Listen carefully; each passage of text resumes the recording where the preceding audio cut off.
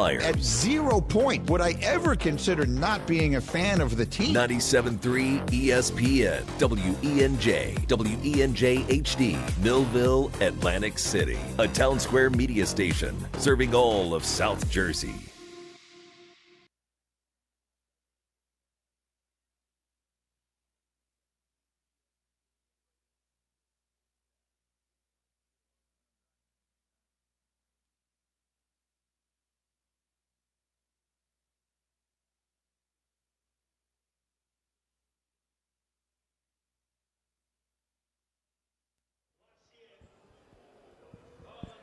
We are live on a Tuesday edition of the Sports Bash, 97.3 ESPN, the 97.3 ESPN free mobile app, and, of course, the live video streaming on the X platform, YouTube, at Mike Gill Show, live at the Fanatic Sportsbook at Ocean Casino Resort in Atlantic City.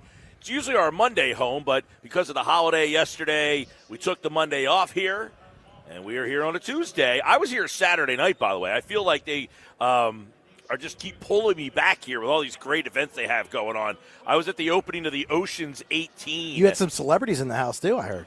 Yeah, Shooter McGavin was there from the Happy Gilmore movies, and he made a hole-in-one. Did he really? Yeah. No, I didn't see that. Wow. He stepped right up to the mini golf thing, cranked in a hole-in-one.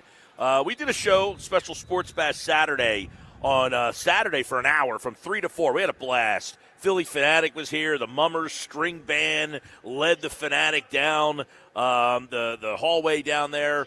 And then, we saw Pat Croce was here. Saw Coatsy was in the house. I haven't seen Coatsy in a while. Yeah. Had the cast of Jersey Shore. I saw Sammy J-Wow, Sweetheart. Sammy Sweetheart. She has a store here, by the way. She does. Yeah. And J-Wow was here. Yep. I was always more of a Sammy Sweetheart kind Were of you? guy. Yeah. Sammy and Ronnie. Yep. Yeah. And it was funny. It was standing kind of like right next to her. And my girlfriend was here, and we had like a whole crew of us. We went to dinner at Amada afterwards. You should have come. Yeah, I mean, the snow got in the way, all that stuff. But well, we had dinner afterwards. We went to Amada, and what a meal we had there. It was awesome. But my friend was with his wife, and then my girlfriend's friend was with her husband.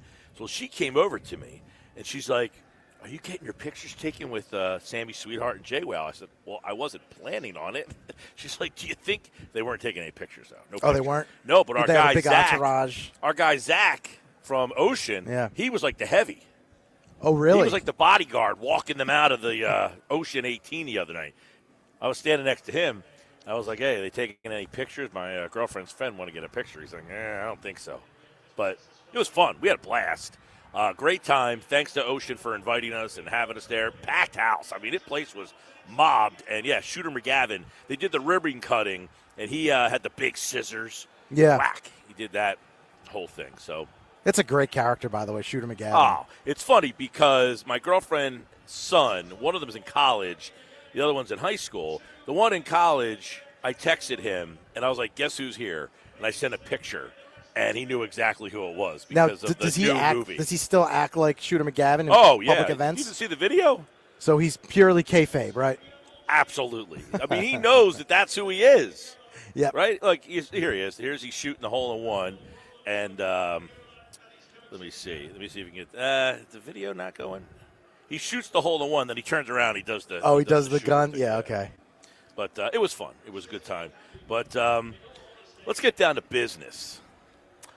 Coming up in about 15 minutes from now, we are going to air the Dave Dombrowski, Rob Thompson press conference, in which Dave Dombrowski essentially has come out today and suggested that he is content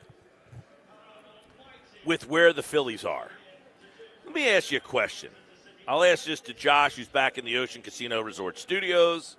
PG, our on-site producer here at the Fanatic Sportsbook. Turner, Schwarber, Harper, Garcia, Bohm, Marsh, Realmuto, Stott, Crawford.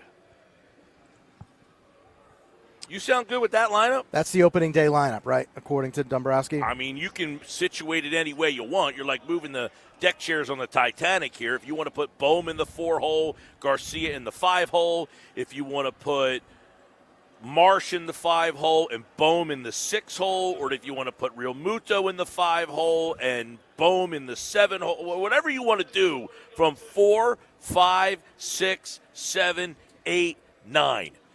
It sounds almost identical to what we've been bitching about for 4 years now. Too many question marks. So he said we're content with where we are right now.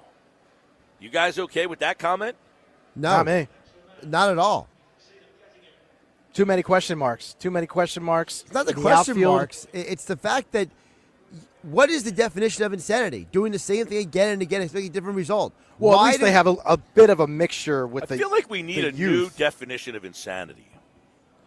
Yeah. That's been the go-to for years. That's always the go-to in the sports world of like, what's the definition of insanity? Doing the same thing over and over. And they would say, well, we added Justin Crawford to this lineup. We've got Adolis Garcia that's now in the lineup. We've got Andrew Painter that's going to be in the rotation. You guys have been asking for an influx of some younger players. We're giving you 2 of our top 3 organizational prospects that were not here last year. That's 2 of the 3 top prospects in their organization. That's not doing anything for anybody? No. Why should it? I mean, no. I feel like I got a lively crowd here today. Well, I feel like we're all saying going to say the same thing to some extent, isn't it? Not okay. You bring up Justin Crawford. That doesn't fix the problem with this team. Is they win 90 to 96 games every year. They get to the postseason. They come up small. And what is your backup plan? Your plan B if Justin Crawford comes out of the gates struggling? That's a really good question, and I don't think that one's even been considered. No. What happens if Crawford comes up here and he's overmatched and he can't play? That's a great point by you, PG. 2 points on this Tuesday is what if Crawford's not any good? What if he comes up here and he just isn't any good and he's just overmatched? I mean, he's a guy that has hit for a high average, who has been very productive, but has a very one-track swing. And what if these major league teams figure out that swing and he's up here and it's June and he's toiling around 198 or 210 and he just basically has been overmatched? Then what? Same goes with Andrew Painter. What if he comes up here and he struggles? Then what does your starting staff look like? The Painter thing is a fair question too, and that's a good point because I talked about this yesterday and on Saturday. Now, I think Painter's going to be very good this year. I'm not all that worried about him, but your point is valid. What if he's just not all that good and he struggles? They don't even have another option right now. I mean, who is competing with Taijuan Walker and Andrew Painter for the 4th and 5th spots in the rotation right now? You're telling me you're content with the rotation? What if one of those guys isn't any good? I mean, hey, I got news for you. Taijuan Walker has shown in the past that sometimes he's not very good. Painter Sometimes. Painter did not have a very good year last year. So I don't know how you can so arrogantly go into spring training. That's why yesterday when we were debating the fact about Framber Valdez, if the Phillies reappropriated and pivoted towards Valdez, I got to be on board with that. Why? They don't have enough pitching in my estimation. They're going to go into opening day with Christopher Sanchez, Jesus Luzardo, Aaron Nola, Taijuan Walker, and Andrew Painter. That's their 5. Now, they'll get Wheeler back at some point. Rob Thompson did talk about, he is throwing from 90 feet, but he hasn't got on a mound yet. Right. Let's say on the high end of expectations, Wheeler's back May 1st. That means you need someone to take 5-6 starts for you. Okay. What if Wheeler's not Wheeler? What if Wheeler's comes back and he's just good, not great? What if Taijuan Walker is what he was 2 years ago, where he was unpitchable? What if Painter struggles? You don't even have another option right now. There's not one other guy in the organization. You got rid of Abel last year, right? They don't have another young pitching prospect that's anywhere close to pitching at the major league level. Don't worry, they gave up Taillon too, and that could have been a trade piece for the offseason. I don't know where they would turn right now if somebody got hurt in the rotation. Now, maybe they signed a guy this offseason that is slipping my mind, that is more of a swing man that can start and throw out of the pen, something similar to what Joe Ross was supposed to be last year. I think they did sign – there was a guy they signed, kind of went under the radar. I think he was with Atlanta. Can't think of his name, but I think he has done a little bit of the – maybe he was with the White Sox or something. I think he's been one of those kind of journeyman, swingman, but I don't know. I mean, that's not a guy, though, that's going to compete with Taijuan Walker or Andrew Painter in spring training. Those 5 guys right now are essentially getting handed the job, right? Those guys right now are almost, hey, guys, you 5, you're the 5.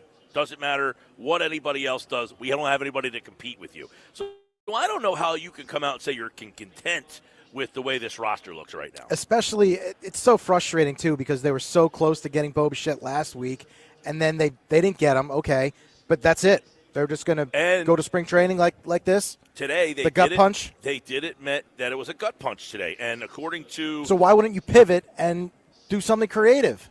It's a good question. I don't know what – the whole do something creative, I don't know what that entails. If somebody comes up with a good idea, I'm open to listen to it. Well, Valdez, is that creative for you? Okay, that's adding to the rotation. I don't know if that's creative as much as it's different. I mean, it's just a pivot. I mean, yesterday Nuggets and I are debating back and forth, and he's saying get creative. Okay, what does that mean? You want to trade Andrew Painter? You want to trade Aiden Miller? You want to trade Justin Crawford? Those are the only players. I'm gonna be pretty clear that I know a lot of people out there might not agree. They're the only 3 players in this organization right now that will get you a return, that will change the dynamics of the lineup.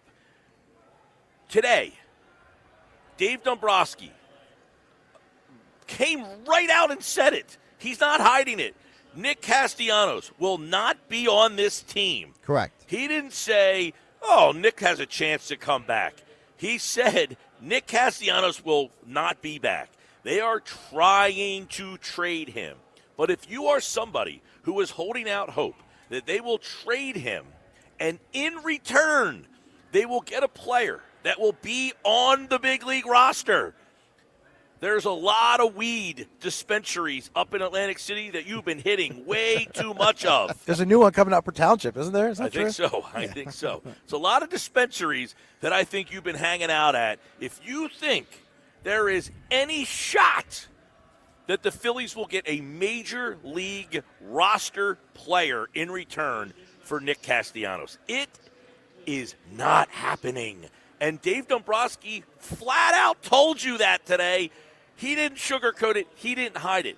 He's not even trying to tell people, well, we might keep Nick Castellanos. So if you want him, you're going to have to make me a deal. The Phillies, according to Todd Zolecki, and Zolecki's been around this team for longer than I've been doing this, okay? He tweeted out today that the Phillies, no change, but the Phillies plan to part ways with Nick Castellanos before spring training. They are trying to find someone to pay even a small piece of his $20 million salary. They can't find anybody to take him. I thought what Scott Lauber said yesterday was great. It's like the Seinfeld smelly car episode. Yeah. They got the car running on the side of the road, and nobody wants to get into it and It's take got off. BBO. It's not just BO. It's BBO. It's got the B to the O to the O. The BO is so bad on Nick Castellanos. The other guys, okay, you said get creative. How else am I getting creative? I can't trade Harper, right? Nope. I can't trade Trey Turner. Nope. I can't trade JT Realmuto. You could have let him walk, though. You could have, but you didn't, so now he's back. I can't trade Kyle Schwarber. Correct? Nope. Correct. Are you guys contemplating that? No. Okay. Keep going. So none of those guys I can trade. I can trade Bryson Stott. What am I getting in return for him? Maybe an outfield, right-handed bat, outfielder. You're trying to trade a platoon player who has below average splits, no power. You're basically saying, do you want a guy who can play second base at a Gold Glove level? And what would the other team say? I have one of those guys. There's 5 of those guys in my organization. I don't need your no power, no average, no OPS, no slug. I don't need that guy. I have a guy that can field the ball at second base. Trading Alec Boehm, what am I getting for him? It's the same argument, the same response probably from a rival GM, right? Correct. So I have that guy. It's hard to be creative unless you're willing to trade Painter, Miller, Crawford. And I don't think they're ready to do that at this point right now. So that's why they're content. And this is the roster that you're going to get when they report on February 11th. With all that said, they did win 95 games last year. 96. 96 games. Which is our poll question today. Which Phillies team is better? Last year, 96 wins, or this year? At Mike Gill Show. Vote. We'll update the poll question in just a little bit. But when we come back, you're going to hear the full presser. The gut punch. With Dave Dombrowski and Rob Thompson. As we are less than a month from pitchers and catchers reporting to Clearwater, you'll hear what they had to say. Coming up next on the Sports Bash live at the Fanatic Sportsbook at Ocean Casino Resort in Atlantic City.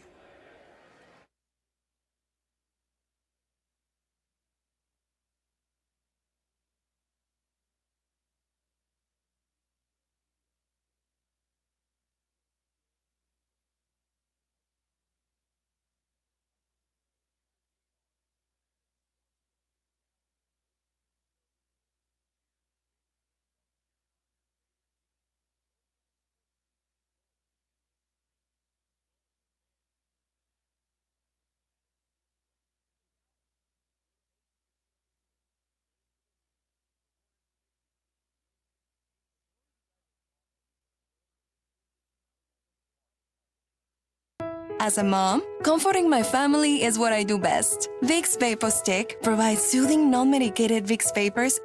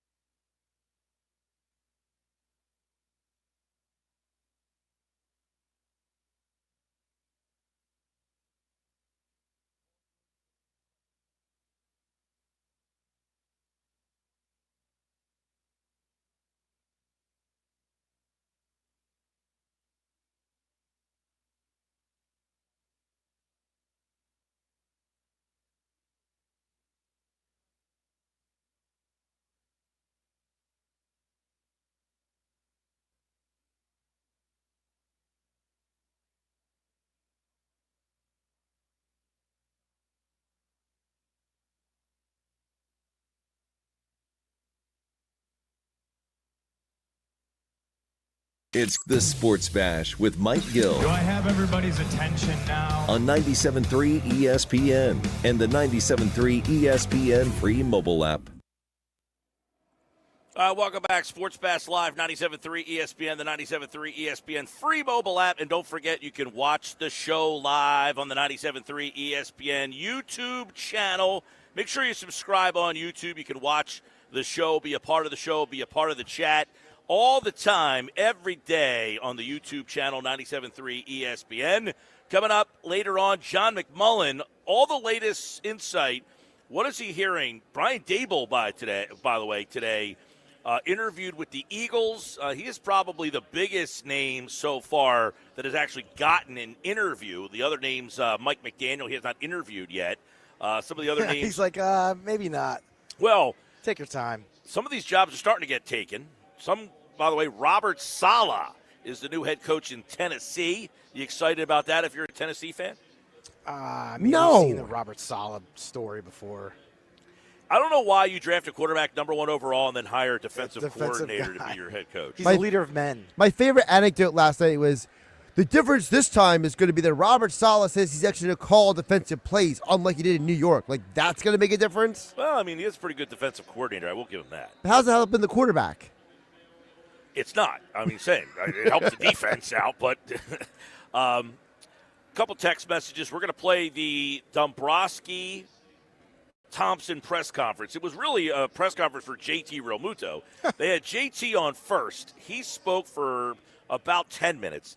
Then Dombrowski and Thompson were kind of sitting there. Now, I think Thompson's speaking again this afternoon, if I'm not wrong about that, or some of the players are. By the way, to make room for JT Realmuto on the 40-man roster, they had to get rid of Weston Wilson. You okay with that? Yes.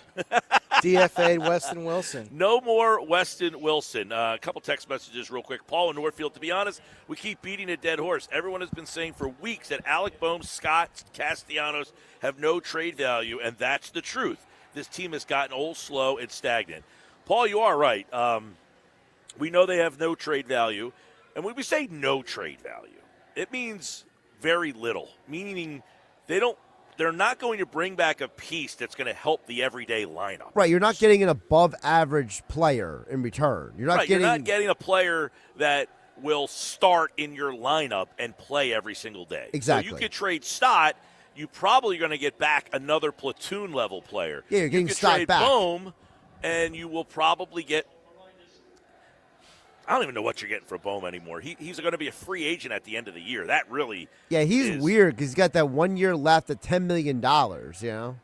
Which, if Boehm was on the open market, he probably does make that or more than that, right? Well, the problem is nobody's going to want to pay him the free agent deal that he's going to be trying to ask for. Right. So at the end of the year, you're paying him this year 1 year $10 million, which is fine. But at the end of the year, when he's going to want a 5, 6, 7 year deal for $150 million, nobody's going to want to be the team that's stuck with that. So that's why Boehm's value takes a major hit. And, here we go. All right, here is Dave Dombrowski and Rob Thompson, who spoke earlier today about the Phillies offseason. Dave, being able to see that JT has kind of beaten the aging curves of what we've typically seen from catchers over the last 40, 50 years. How much does that play a part in you being comfortable, not just bringing him back, but bringing him back for 3 years? Well, a great deal. I think you're talking about a unique individual as far as not only work ethic and looking to continue to succeed, but also when you look at the athleticism for a catcher, what he puts forward, how he works with this, not only the pitching staff, but the training staff and what he puts forward. He's a great athlete. I mean, a lot of times you don't see catchers in that same type of situation. So JT's a great athlete. It definitely plays into it. And it's a hard question. I'm not sitting here saying that anybody has an exact formula on this. You look at what other catchers have done, you look at the history perspective, but then you have outliers too. And JT continues to be one of the best players at his position in the game. So it definitely comes into the process of, do we think he can play for 3 more years successfully? Yeah, who knows? as much as we fight it and say, okay, well, do we want to go 3 years? Do we want to go 3 years? Yes, we do go 3 years. It wouldn't shock me if you're sitting here in another 3 years and JT's talking about a multi-year contract beyond that. I mean, he's that type of individual, but it's a real hard question to answer, and you look at historical aspects. But I also think you're talking about a unique individual that will continue to perform very well. Yeah, let's go to Dan Gelston next. Hi, I guess this is for Dave or Preston even. JT said it was pretty hairy. I mean, how close was it that you thought that A, he wasn't going to come back? And I guess B, what were your other options at catcher if he didn't? Well, it was close. We thought we had a chance to make another deal, which fell through at the last minute. That would have changed perhaps the direction that we would have gone. We did have some other alternatives on things we would have pursued. But in one sense, when I say this, I mean, it's not something that just at the last second we've been looking for in the winter time. I talked to JT's agent. His name's Matt Ricardo. We call him Cotto. And as a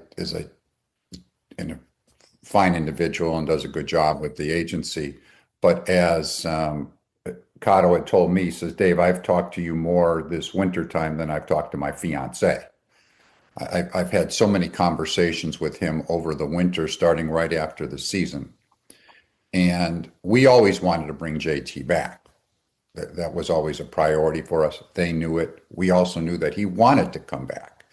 And it really became a situation, there was a disagreement as far as dollars were concerned, is what it came down to. And we just couldn't really bridge that gap for an extended time period. So with that, and really kind of leading into the winter meetings, we had to at least be open-minded because we didn't know if we would close the gap, even though we had the mutual desire to do that. So we ended up being in a position where we discussed other catching alternatives. They knew we were doing that. We were very open in that regard because they didn't want to catch them off guard based upon our what we think of JT. And again, you can think very highly of somebody, and I could not say more positive things about any individual that I know and his family, with JT and Lexi and their kids. It really just came down to we just had a disagreement in the dollars. And so we couldn't bridge that gap, and we didn't bridge that gap to the very end. So we had all different type of things we were pursuing. Now, something came out at the end here that we were very close on. But a lot of times you have other discussions as far as free agencies and trades that are being had, and they just don't get out. And we had many of those type of things. So it was one of those where it became very close to not happening, but we're thrilled that JT's back because that was always a priority for us over the wintertime. We think he was the best catcher out there as far as free agency was concerned. Thank you. Let's go to Matt Gelb. Dave, did you think you had a deal with Bichette done, and why do you think it didn't get done? Well, I can't say that we ever thought it was done because there's a difference between, we thought we were very close to having a deal done. We thought it was going to happen, but it wasn't done. And so there's a difference between the two. And as I've explained to some other people, that it's a situation where in baseball, and agents run things differently between themselves. They do things in different ways. Until you sign a memo of understanding, you don't have a deal done. And we did not sign one of those. And it wasn't that we weren't moving towards that direction. It isn't, didn't think that we were going to get there based upon our conversations. But we did not get to that point. So I can't say that I ever thought we had it done. I did think we were going to get a deal done.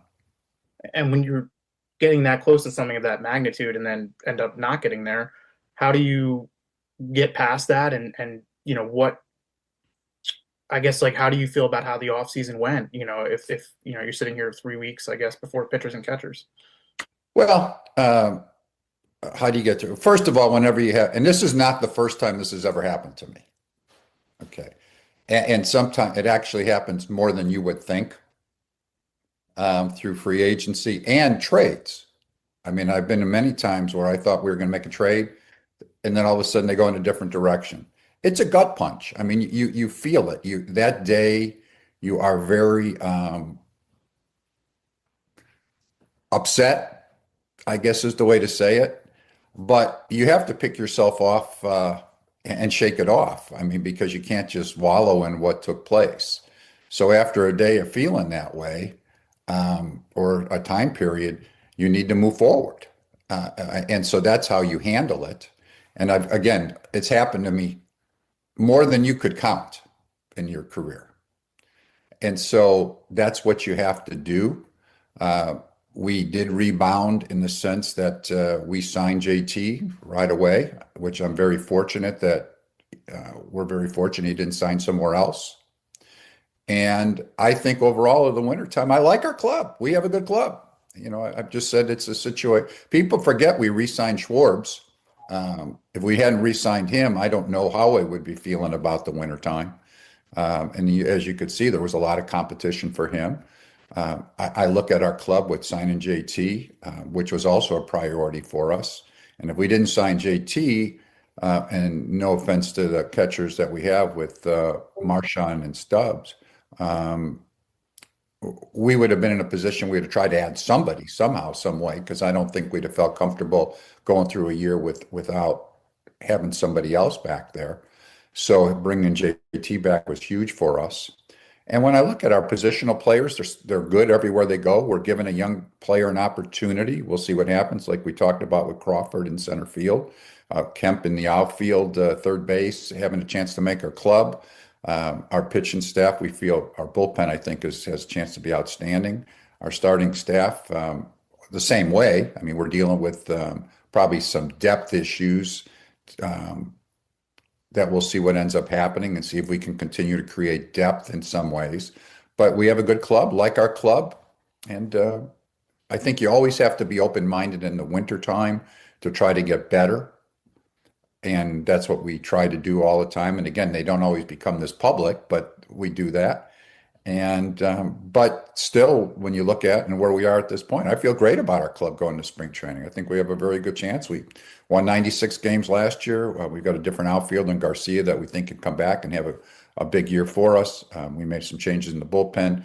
We need to start working some young players into our club. I think there'll be some youthful enthusiasm with a guy like Crawford coming on board, Kemp coming on board. And not that there's not enthusiasm with the rest of the players, but it's just that there's always with those young guys a different feeling with Painter potentially coming on board. Miller's not far behind. Rakonis isn't far behind. So we need to mesh those young players in, and we're going to do that. Okay. Go to Tim Kelly next. Hey, Dave, during an interview earlier this offseason, Preston said that you guys are pretty upfront with teams that you don't do opt-outs in contracts. Is that accurate? And given how there's been a bunch of these deals the last year or two where it's like 3 years, 120 with opt-outs, is that a policy that maybe you need to revisit? Well, we have not given up opt-outs, and a lot of clubs don't give opt-outs. We're not the only ones that don't do it. I guess you never say anything's in concrete, but I've really never, you have to be careful because you can give long-term big contracts and then you can give opt-outs. You still have to realize where you are as an organization from a financial perspectives. I have never felt myself and still don't feel that it's a wise move to make when you look at the risks that are attached to it, because the reality is if the player has a bad year, they opt in. And if they get hurt, they opt in. So double the amount that you're paying a player for 1 year, and that becomes 2 years. And can you afford to do that? And of course, we're also involved when it comes down to taxation. I know other organizations are too. But if they opt out, it's generally because they've had a good year then. So that has not changed for years. You always are open-minded to do things that you think are best, but it's generally not a philosophy that we have liked to do. will you be open-minded? I guess you're always open-minded to anything. Yeah, well, I was just going to follow up. Is that a policy you've had before coming to the Phillies, or is that more of a Phillies philosophy? It's a policy I've had for a long time. And I think I would say the majority of clubs have that policy. Let's go to Todd Zalecki. Hey, Dave. JT said a couple times that things got really hairy last week as everything kind of moved towards Bichette. And I'm wondering, did you guys have, was he told you might not be coming back because we have another offer out there? Did you have to pull the offer off the table for JT? Is that how close it got, I guess? Well, it did get very close. I won't go into the blow by blow, but it's a situation where we got to the point. And his agent, again, who I talked to, Matt Mercado, had always told him, and I think it's the right thing to do, if we got to the point where we thought we would go in a different direction, I wouldn't want him to read about it in the paper. And then so I did let them know we were getting very close to making a deal. And at that point, we weren't going to be able to make both of them at that particular time. Okay. So yes, I mean, we did get to that point, and I understand, and it's not an ideal scenario. It's a difficult situation, but I think sometimes you have to do things in a professional fashion, even though it's not easy. And I know you didn't sign that memo, letter of agreement, or whatever it's called, but did you reach a verbal agreement with Bo and his camp? Is that why you guys thought it was happening? Well, I'm not going to get into the blow by blow, but we just thought that we were going to get a deal done. Okay. And then one other one for me is you guys DFA'd Weston Wilson, and I know he was out of options. And Nick Castellanos, you've said change of scenery. Is that still the plan for Nick? You still expect to make a change of scenery before spring training opens? Yes, we do. We still plan on doing that, and we did designate Wes for assignment today. And but yes, that would be the plans. Okay, thank you. Okay, Scott Lauber. Just talking about something that JT was discussing, which was sort of all of the things that he gets a lot of praise for from your pitchers and really around baseball, the game calling and some of the intangible things that he brings. Is how difficult is it to put a value on that? I mean, there's so much that we measure these days with metrics and whatnot. That's kind of the last frontier, or one of them, of things that aren't measured with a metric or a number. How hard is it to put a dollar value on some of the stuff that JT does as well, if not better, than most catchers? Well, I don't have a formula. I don't think anybody has a formula to put on that.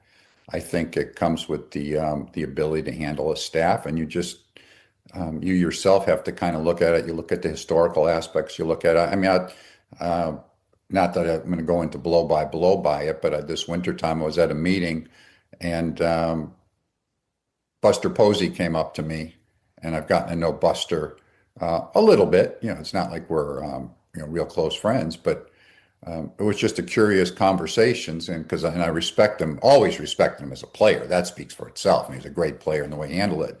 And he said, let me ask you a question. He says, why does the industry not put more dollar value on some of those things? And we had a long conversation about it. And it's hard. I think probably the way it is. Now, what you don't know, and I mean, JT's outstanding, right? He handles the staff well. He does all those other things. But for example, let's just say you had a catcher that let's say they hit 150 and they did all that. What would you pay that person? I don't have that exact answer, but it's one of those where it's a combination of the value, the defensive performance, and all that, and the hitting aspect of our game. I mean, you look at defensive shortstops throughout the years. So the game has rewarded offense in many ways throughout the years. Yet there are some positions that are more defensive. When you talk about shortstop, you can talk about center field, you can talk about catching, and you don't want to not acknowledge how important those are. What dollar figure do you put on it? I guess you look at it a case by case basis, but it's not easy because there's no simple answer to that one for me. Let's go to Jason. Hey, Dave.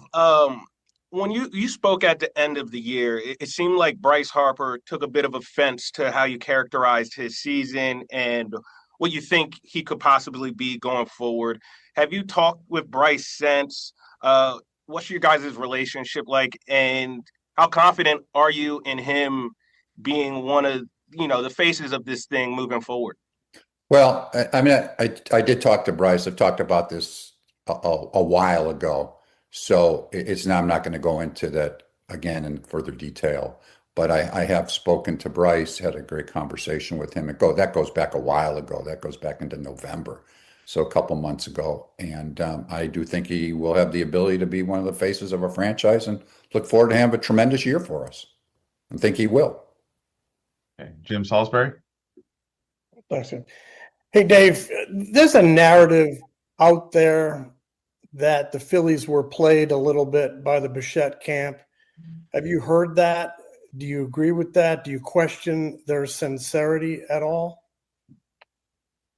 No, I can't, because you never know 100% what's going on from their perspective, right? I don't know where they were. The Tucker thing, signing played into it, I believe, the timing of it. I think, organizations that are smart, and the Mets and Dodgers are smart. Like, I don't know if Tucker would have gone to the Mets rather than the Dodgers, that the Dodgers wouldn't have jumped into it at the last second. And I'm sure they had some feelers into it. The timing, and I do think, and I could be wrong, so I'm not saying this for sure. I do think he was sincere about thinking about coming to Philadelphia. Yes, I do that. I think he was. And I think what ended up happening is the dollar numbers, and that we were at the numbers they really asked us to match, to pay. We were still going through some nuances, but I think in the time period that the Mets jumped in full bore ahead, and that it ended up being that their short-term offer ended up being so much that they decided to take the short-term offer rather than the long-term offer. I don't know that for sure, but that's what it's appeared to me. And but I do think he was sincere about potentially coming to us, and I think they jumped in at the last minute and made him a short-term offer that was very appealing to him. Were you presented with the opportunity to structure a similar deal to the Mets? Well, we really were not interested in doing that type of deal. We had talked about that in the very beginning. And just finally, after you got the word from the Bichette camp, how quickly did you re-engage with JT's camp? Very quickly. I can't tell you the minutes, but it was within an hour, because I called John Middleton to just let him know, and that we were not getting the Bichette deal done, because we had, of course, been in conversation. And I told him what my thought processes were at that point, which was to be in a position to call JT's camp and try to get that deal done. And he, of course, gave his blessing into that regard. He lets you make those, but I just wanted to keep him informed. And I called his agent and right away at that point. So I don't know the number of minutes, but it was very fast. Great, thank you. Okay, back to you, Todd. Rob, have you talked with Alec Boehm? He was a potential moving piece here. He was, and I'm just wondering if you've talked to him about, his standing on the team and whatnot. No, I haven't. We texted a few weeks ago. This was before the Bichette thing, but no, I mean, I feel good with where Alex at, and we weren't sure about the Bichette thing, so I didn't feel like there was any need to reach out, because we had some other ideas too. It wasn't just Alec Boehm, so yeah. So I haven't talked to him now. Okay, and then Dave, you kind of said this at the very beginning, but in terms of looking for some upgrades, this does not. There's some big free agents still out on the market. You do not expect to seriously engage in those guys. Framber Valdez, Bellinger, those types of guys. Well, I really can't speak to that by the baseball rules. I mean, because they're free agents. But I just say I think we're content where we are at this point. Got it. Thanks. Any further questions for Dave, Rob? Okay, Colin, go ahead. Questions for Rob, just two parts. What is your level of confidence in Rafael Marchand behind JT? And how do you plan? Do you have just an estimate of where you'd like JT in terms of starts or number of appearances? Yeah, it seems like we talk about JT starts every year, Yeah. And again, it all depends on how he looks and how he feels, and he's been very honest with me, and so I don't really want to put a number on it. I think I put a number on it last year, and we went over that just because he's such a great athlete. He's a freak. He's always in great shape. He takes care of his body. Um, so I have a lot of confidence in Marshawn. I have a lot of confidence in Garrett Stubbs as well. So I think with that group, we're very fortunate. Yeah, looks like we have one more. Matt, go ahead. Quickly, I'm sorry, Dave. Has Wheeler gotten off a mound? What is his current status? Well, he's throwing. I mean, he has thrown, yes, up to 90 feet he has. I can't tell you if he's been per se up on the mound per se. Topper, you saw him throw. I mean, I don't think he's on the mound per se at this point, is he? No, just 90 Can't feet. catch. Yeah, 90 feet flat ground. He's doing very well. And last week was a very heavy workload for him. I believe he's going to come in again on Thursday and throw again. But no timetable, but so far the reports have been good. All right, a lot to consume from that. Dombrowski, a little topper at the back end there as well. Sports Bash live at the Fanatic Sportsbook at Ocean Casino Resort in Atlantic City. A couple bullet points we'll recap on the other side, plus we'll update the poll question for you. We are live at the Fanatic Sportsbook, 97.3 ESPN. Your takeaways from what Dombrowski had to say. Of all the stuff he said, what stood out the most? 609 403 0973. More Sports Bash coming up. It's Flyers Mammoth. Tomorrow night on 97.3 ESPN and the 97.3 ESPN free mobile app. Listen as Tim Saunders and Todd Fedork bring you all the exciting play-by-play action. Connecting a breakaway, short-handed, shoots, he scores! It's Philadelphia Flyers hockey. Tomorrow night, coverage begins at 9 p.m. It's Flyers hockey all season long on South Jersey's radio home for Philadelphia Flyers hockey. 97.3 ESPN.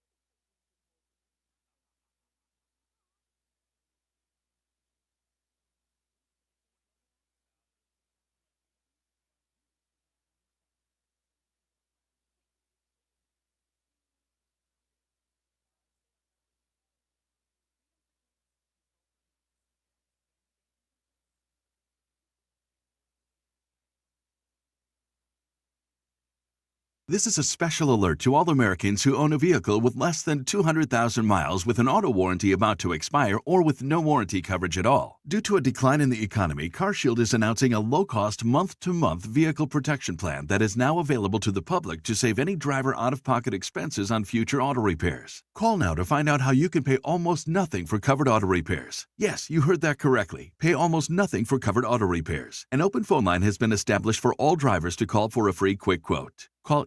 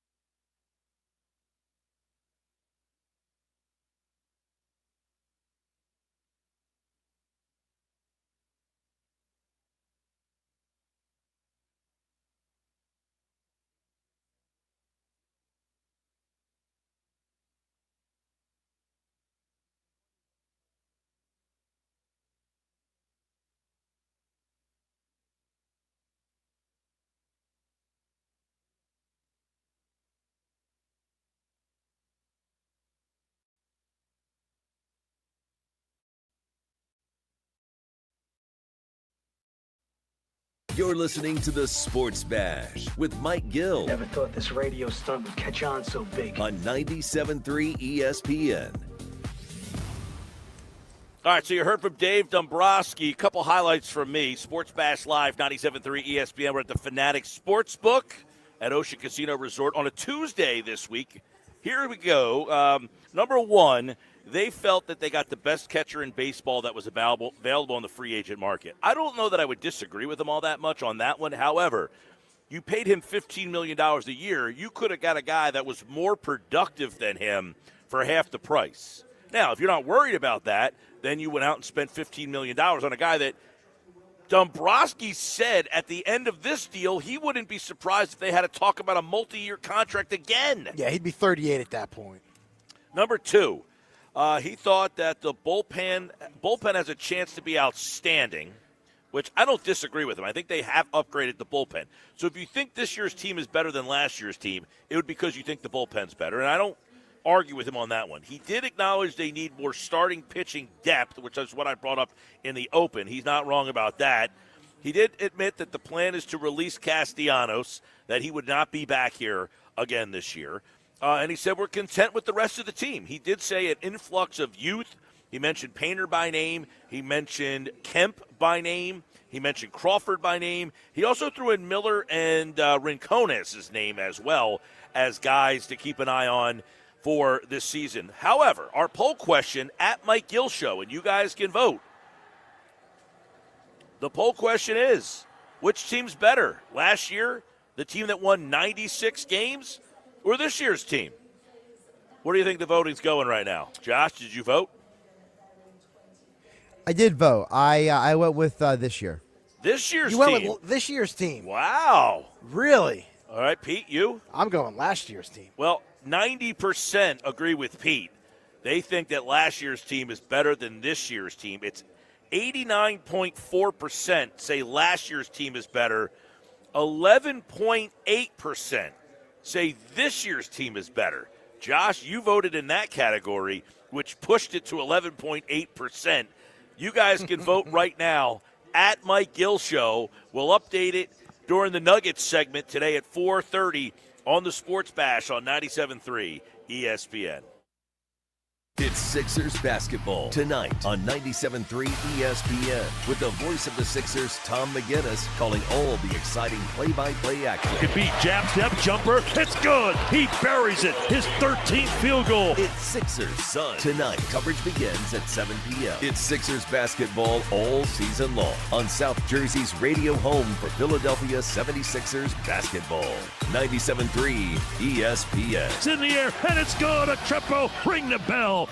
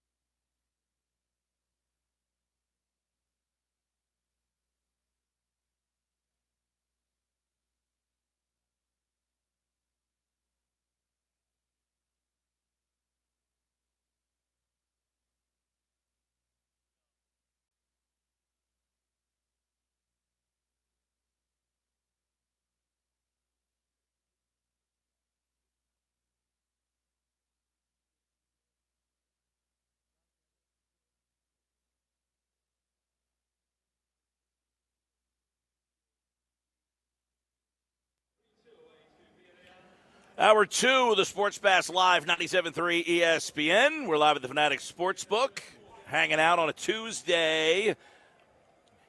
Good day out there. A little chilly, though. A little chilly. See, there's supposed to be a lot of snow this weekend. It is cold out there. Would have been nice. Chilly, it's cold. Would have been nice if the Eagles were the 1 seed and had a home game this weekend.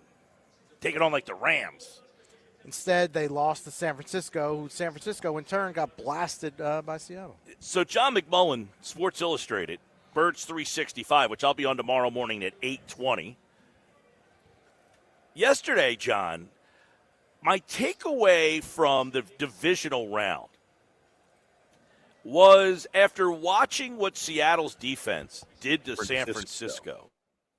Should I have questions about where the Eagles' defense actually is? Like, should I say, you know what? It was a good defense, but it certainly wasn't a great defense after what I saw San Francisco do to what I saw Seattle do to San Francisco. Yeah, you and I kind of mentioned that last week a little bit. I don't think they had a great game defensively against San Francisco, to say the least. And at the end of the day, I think because of the offensive problems, I think a lot of people excused it. But remember, they took the lead, and the defense had a chance to lock it down. They couldn't lock it down. So I think that's worth saying. But I think overall, it was a pretty good defense.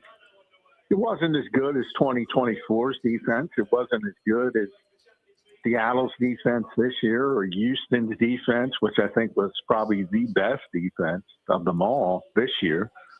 But it was a very good defense. I think it's fair to say that. I think it's definitely fair to say. I think after watching the games this weekend, I agree with what you said. Philadelphia, I think this gets lost in the sauce a little bit. The Eagles had the lead going into the fourth quarter.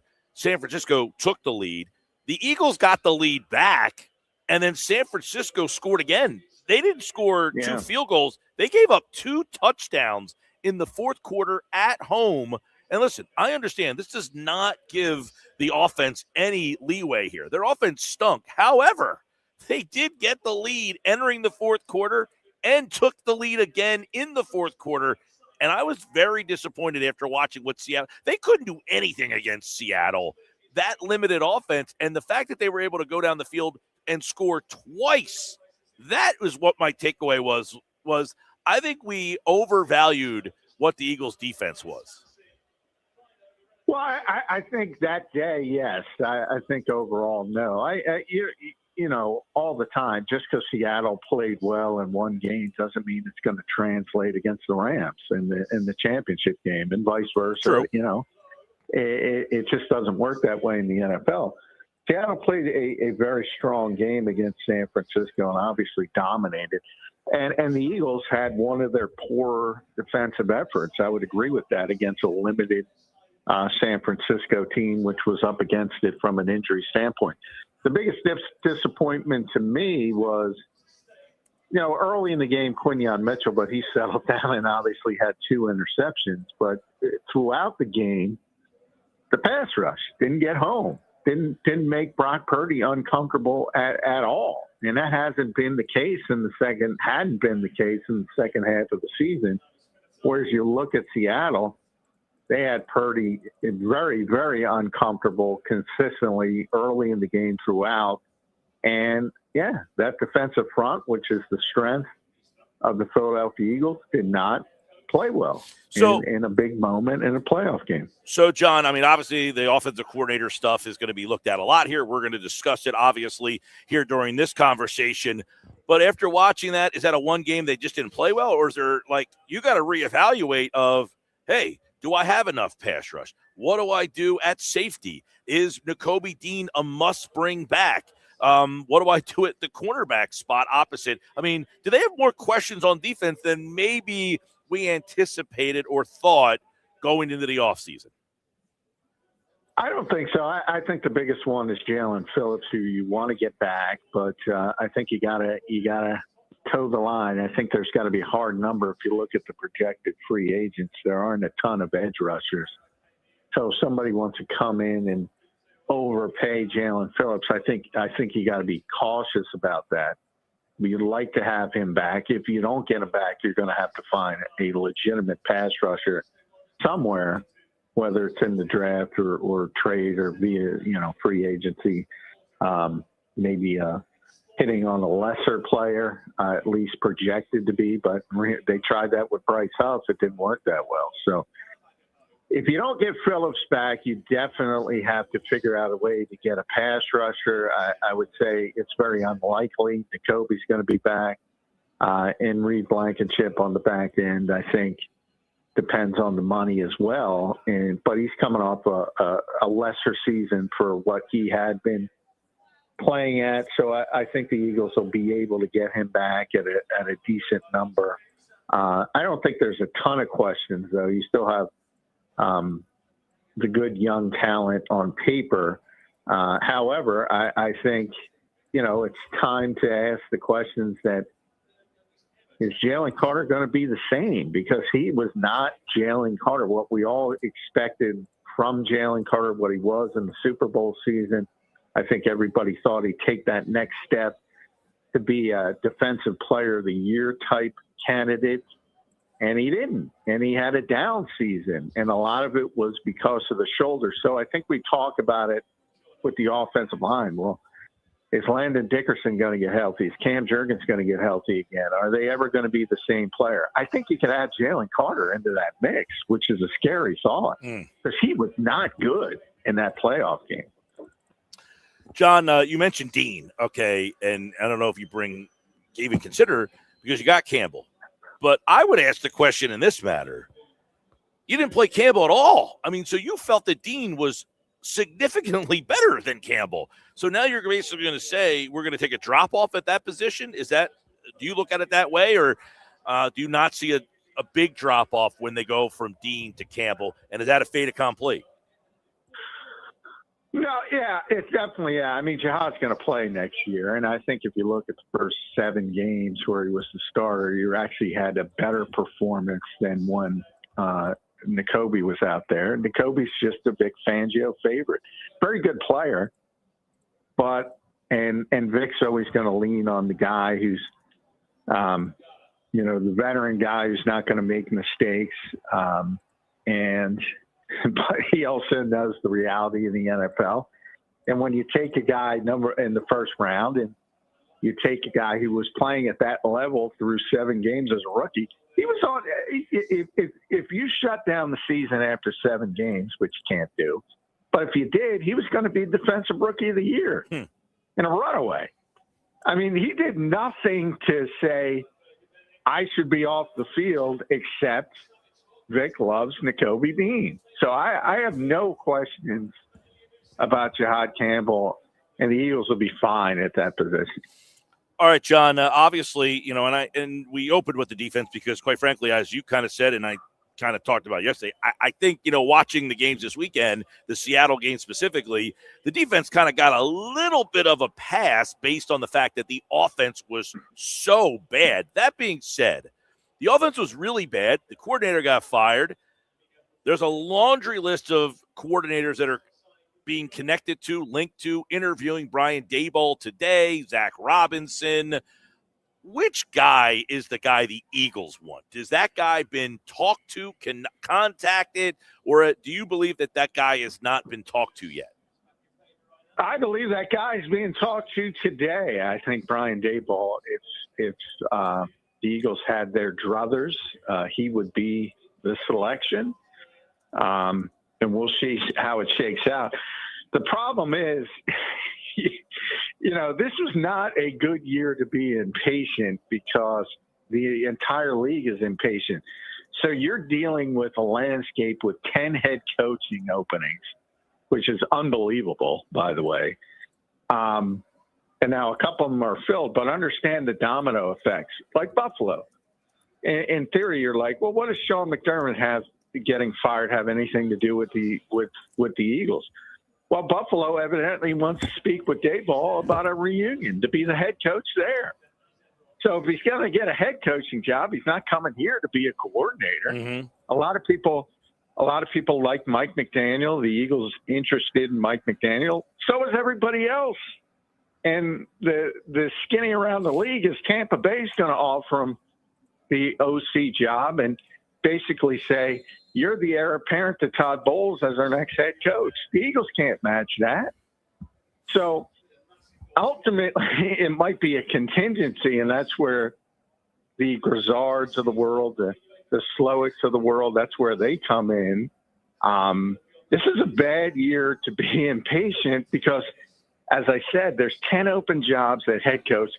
There's 13 or 14 at coordinator, and everybody's interviewing the same guys. And then it becomes, would you rather work with Justin Herbert? The Chargers are interested in Daboll. Robert Saleh got the Tennessee job. He loves Daboll. He might want to work with Cam Ward and have no taxes in Tennessee. This is a very, very difficult landscape for all of these teams. It's not, in fact, when people say you're interviewing Brian Daboll, you really have to recruit him, not interview him, recruit him. So Daboll would be their choice if they can just say, hey, you're interviewing today, let's make an offer and make you not want to talk to anybody else. That's not realistic, but you think he would be their top choice. In the end, though, are they going to have to settle for a name like Zach Robinson, Grizzard, who most people probably have no idea he is in Tampa Bay, Bobby Slowick, who was a big name a couple of years ago, and he kind of just vanished, wasn't even a play caller the last couple of years, was with McDaniel in Miami. You've got some other names that are lesser names. Do you think they're going to have to kind of pivot and sell somebody on someone that's not as well known? Yeah, I do. I do. I think if you look at at least the perceived top two candidates, Daboll and McDaniel, I think they're going to have difficulty getting either. And then you spin it, you have to hire somebody, whether it's Zach Robinson, Grizzard, Slowick. So, and then you'll spin it as this is the guy who won it the entire time. That's the way it works. That's the way it works. Of those guys, I would ask you this question. You saw what Jacksonville did with Liam Cohen. I don't know that anybody have ever heard of him or knew who he was. You had Dave Canales. He made the playoffs. Mike McDonald, I know he's a defensive guy. He made the playoffs. There was a lot of guys who were first-year head coaches this year, had some success, and people didn't know who they were. Is the message around the league, we don't need to get a retread or a well-known guy, and yet it seems the fan base feels like you've got to get a guy with experience and who's been a well-known guy. How do you see it? Well, A, you can't listen to outside voices. Too many teams do that. B, it's just general the way the NFL works. The inexperienced guy didn't work out, so you generally want to go the opposite direction, go with experience, not that you have to. There's an argument for Grant Udinski being a head coach, maybe gets a Cleveland job. He's 30 years old. He might be the next Sean McVay. So there are organizations that think about it that way. Charlie Weiss Jr. is a guy the Eagles want to talk to after what he was able to do at Ole Miss. So, but I find it hard to believe that they could spin that in a positive direction because of what went on with an inexperienced guy. So there's a lot of PR hurdles you have to overcome. But if you like somebody, go get them. There's the evidence we do have, and the Eagles don't spend a lot of time leaking. I think the perception is they do. They really don't. A very buttoned-up organization. Most of the information we get is from outside the organization. So the perception around the league is Daboll's the guy, and sort of Mike McDaniel's in that mix, but they don't think they can get him. And then from there, it's probably the contingencies if the people outside the organization are right, and that's what they think what the Eagles are doing. All right, John McMullen, Birds 365, Sports Illustrated. Let's look at some other off-the-field things that could be down the road. The A.J. Brown noise, or should we be listening to the noise? Well, yeah, I mean, AJ, I think a lot depends on who the coordinator is. I think they'll try to talk him back into the fold because it doesn't it doesn't help them from a cap standpoint to trade him. They would, at least from that perspective, need to keep him for one more year before they can get out of it with little impact. So, they'll hire him and they'll try to talk to him and say, look, we're going to do this, we're going to do that, it's going to be better. And if he's amenable to it, he'll be back. If not, they're going to have to trade him and look to go in a different direction. So that'll be determined pretty quickly. They'll have to post June 1st, designate the trade, which you can now do. So you don't have to wait for June 2nd, any of that. However, if you do trade him with a post-June 1st designation, you don't get that cap relief until June 2nd. So what that means is you can't use that cap relief in March when you're trying to make deals to sign free agents or trades or everything else. So it's complicated. And if the Eagles had their druthers, he would be here next year. But if he's so unhappy, as you've seen in the past, with not only wide receivers, but here in Philadelphia, if you think about Carson Wentz, sometimes it's got to be a addition by subtraction type scenario. Right. And, obviously the way the season ended and the drama, I don't know how much stock do you put in the fact, or do you know yourself that he's been asking to be traded for most of this season? And I don't know where that specifically came from, but the request for a trade is kind of, semantics from the standpoint of everybody knew he was unhappy, but everybody knew he was not really tradable at that stage of the game. So, but it wasn't a secret that he was not happy with the organization and the way things were being run offensively, and to his sort of social media presence. The one quote about not being listened to was probably the one that resonated the most. He felt that no matter what he said, they wouldn't listen, and he was not happy with it. So ultimately, if he had a sit down with Jeffrey Lurie, would he say, Jeffrey, I don't want to be here anymore? Well, he already had a talk with Jeffrey Lurie. That's when he shut down. When Jeffrey basically told him, hey. Right, but that's in the middle of the season when you can't – now the trade deadline has passed. You're here, deal with it. Now, hey, Jeffrey, I complied. Can you please get me out of here, or not to that point? Well, I think that point will be revisited once they hire the offensive coordinator, and they will try to spin it to AJ like it's going to be different. We're going to try to evolve this thing. We're going to try to do things differently. And does he buy it or does he not buy it? Mm-hmm.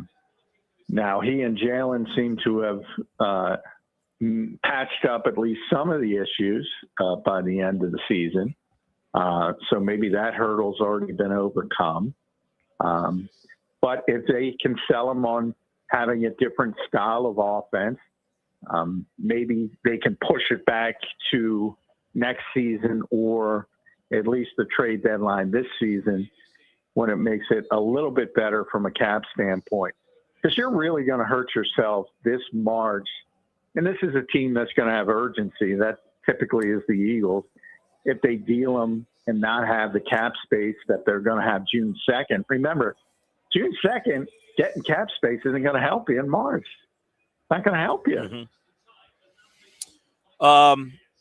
If you were a coordinator, or not you, but if the coordinators came in here to interview, is Jalen Hurts an attractive selling point, or is that a detraction? I think it depends. Was that a loaded question? No. I think there are coaches who are very married to their scheme, and I think to those types of coaches, maybe it would be looked at as a detriment. But I think most coaches, and Nick Sirianni's in this category, and Kellen Moore is in this category. Most coaches are, look, this is what I have. I'm going to build the offense around what I have. And to be honest, if you're looking for a coach who doesn't do that, you're probably hiring the wrong guy. I mean, it's an adage in the NFL. If you're hiring a scheme, you're doing it wrong. Right. And everybody knows it and everybody says it, and yet they keep doing it.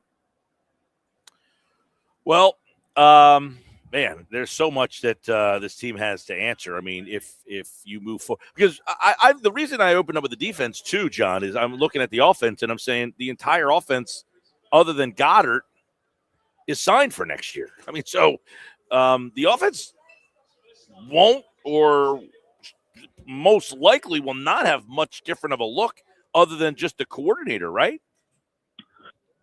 Well, they're going to, I think, if you look at their premium picks, and Howie mentioned this sort of in his season-ending press conference, he sort of was patting himself on the back at the recent draft success, and he kind of admitted that's what you're going to have to do on the offensive side now, is draft go that direction. So I think if you talk about the first, second, third round, what they consider premium picks, it's going to be heavy offense.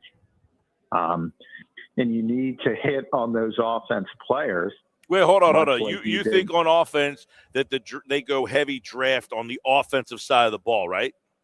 Yes. Okay, yes. so, and that goes back to the defense. So do they seem – because I got to spend all this money on the defensive side of the ball, but I don't know. Do you go into next season thinking that Jalix Hunt and Nolan Smith are – and, you know, it depends on what happens with Phillips, I guess – but are they happy with that duo of the pass rush? Well, I think they're happy if they get Jalen Phillips back. Yeah, if not, no, not at all. They know they need a centerpiece. They knew they need. That's why they got Jalen Phillips to begin with, right? Because they knew they needed. Because then that would be a target at 23. You would think if Phillips walks, you would have to replenish that spot.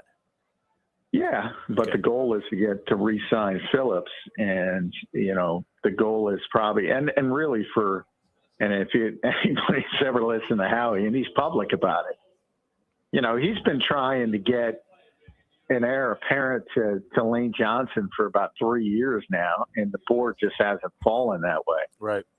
And so the draft is very heavy. You know they're picking 23rd. That's where they start.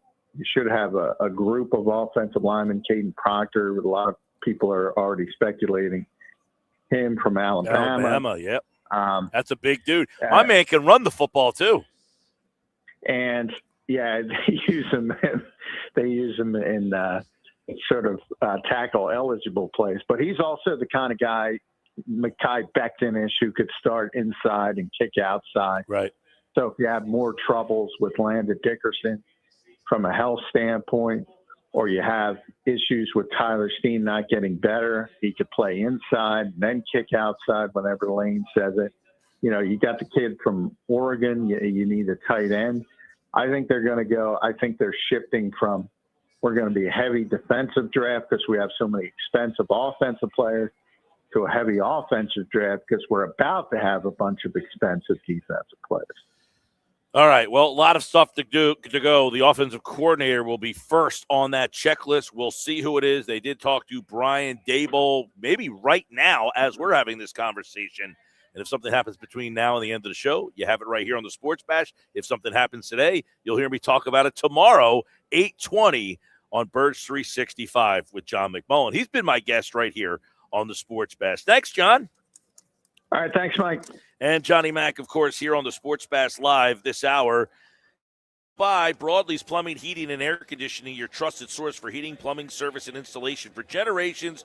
Call 609-390-3907 online at broadleys.net. All right, when we come back, John McMullen said something about the coordinators that stood out to me. Plus, I want to take a look about this A.J. Brown possibility. Jimmy Kempski over at Philly Voice wrote an article about this today, about what kind of financial ramifications would happen if you traded A.J. Brown. We'll tell you more about that coming up on the Sports Bash. And don't forget, the countdown is on. The Sports Bash will be live at Radio Row in San Francisco Wednesday, Thursday, Friday, February 3rd, 4th, February 4th, 5th, and 6th. 3 shows live, San Francisco, You don't want to miss those 3 shows coming up first week of February. I can't believe how fast the calendar's already moving.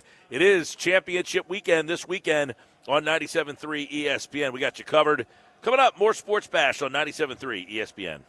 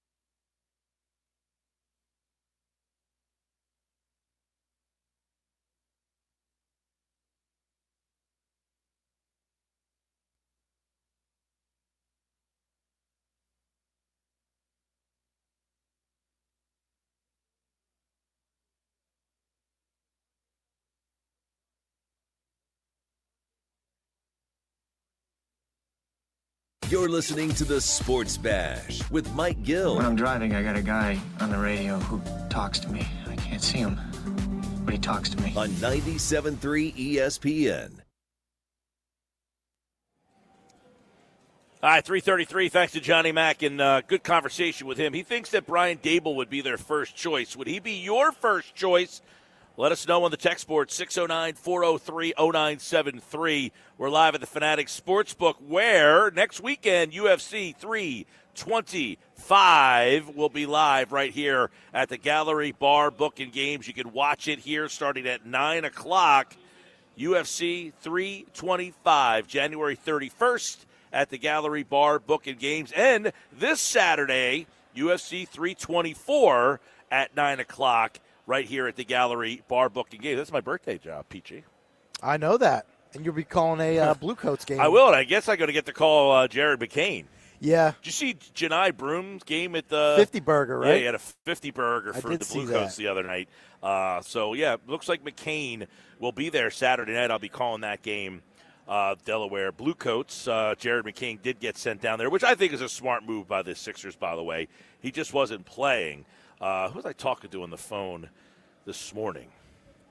It's probably a lost season for him this year. You know, it's just he's got to get back to full strength. Oh, Jeff Kerr. I was talking to Jeff Kerr this morning on the phone, and he was asking me about that. And, you know, the McCain thing is kind of interesting because I think he just needs to play. He just needs to get up and down the court, find a rhythm, and that's been the problem with him. It's either that or he stinks, and it wasn't a good draft pick, and that's the thing. Last year he was, and by the way, fun Sixers game I wouldn't say fun game last night. It was painful for like three quarters, and then, you know, Embiid is just a difference. I mean, he is starting to play really, really well. And the two-man with him and Maxey scored 14 in the fourth. I mean, but McCain last year, when everybody was out, he kind of took the lead and played really well. So everybody anticipated when everybody's back, you got that guy. He just hasn't been able to find his spot with this team because they're deep. They're deeper. I mean, so there's not really like a set role for him. Maxey's an all-star. VJ Edgecombe has turned into a stud. Grimes has come in and become a really good, you know, off-the-bench scorer for them. So there's not a lot of minutes for another guard, so they just haven't had a spot for him. So I think it makes sense for them to send him to Delaware and just let him play 30 minutes a game and sees if he finds his rhythm. And if he does, maybe you feel like, hey, we can trade Grimes and try to get something back in return because I would imagine they're not going to sign him next year. He's on a one-year deal. He does have a no-trade clause, but that could be a guy that they could try to work a deal out with. Or if McCain plays well down there, maybe someone says, hey, it looks like this guy can play. The problem with McCain is he doesn't make a lot of money, so you're not going to get a whole heck of a lot in return for him.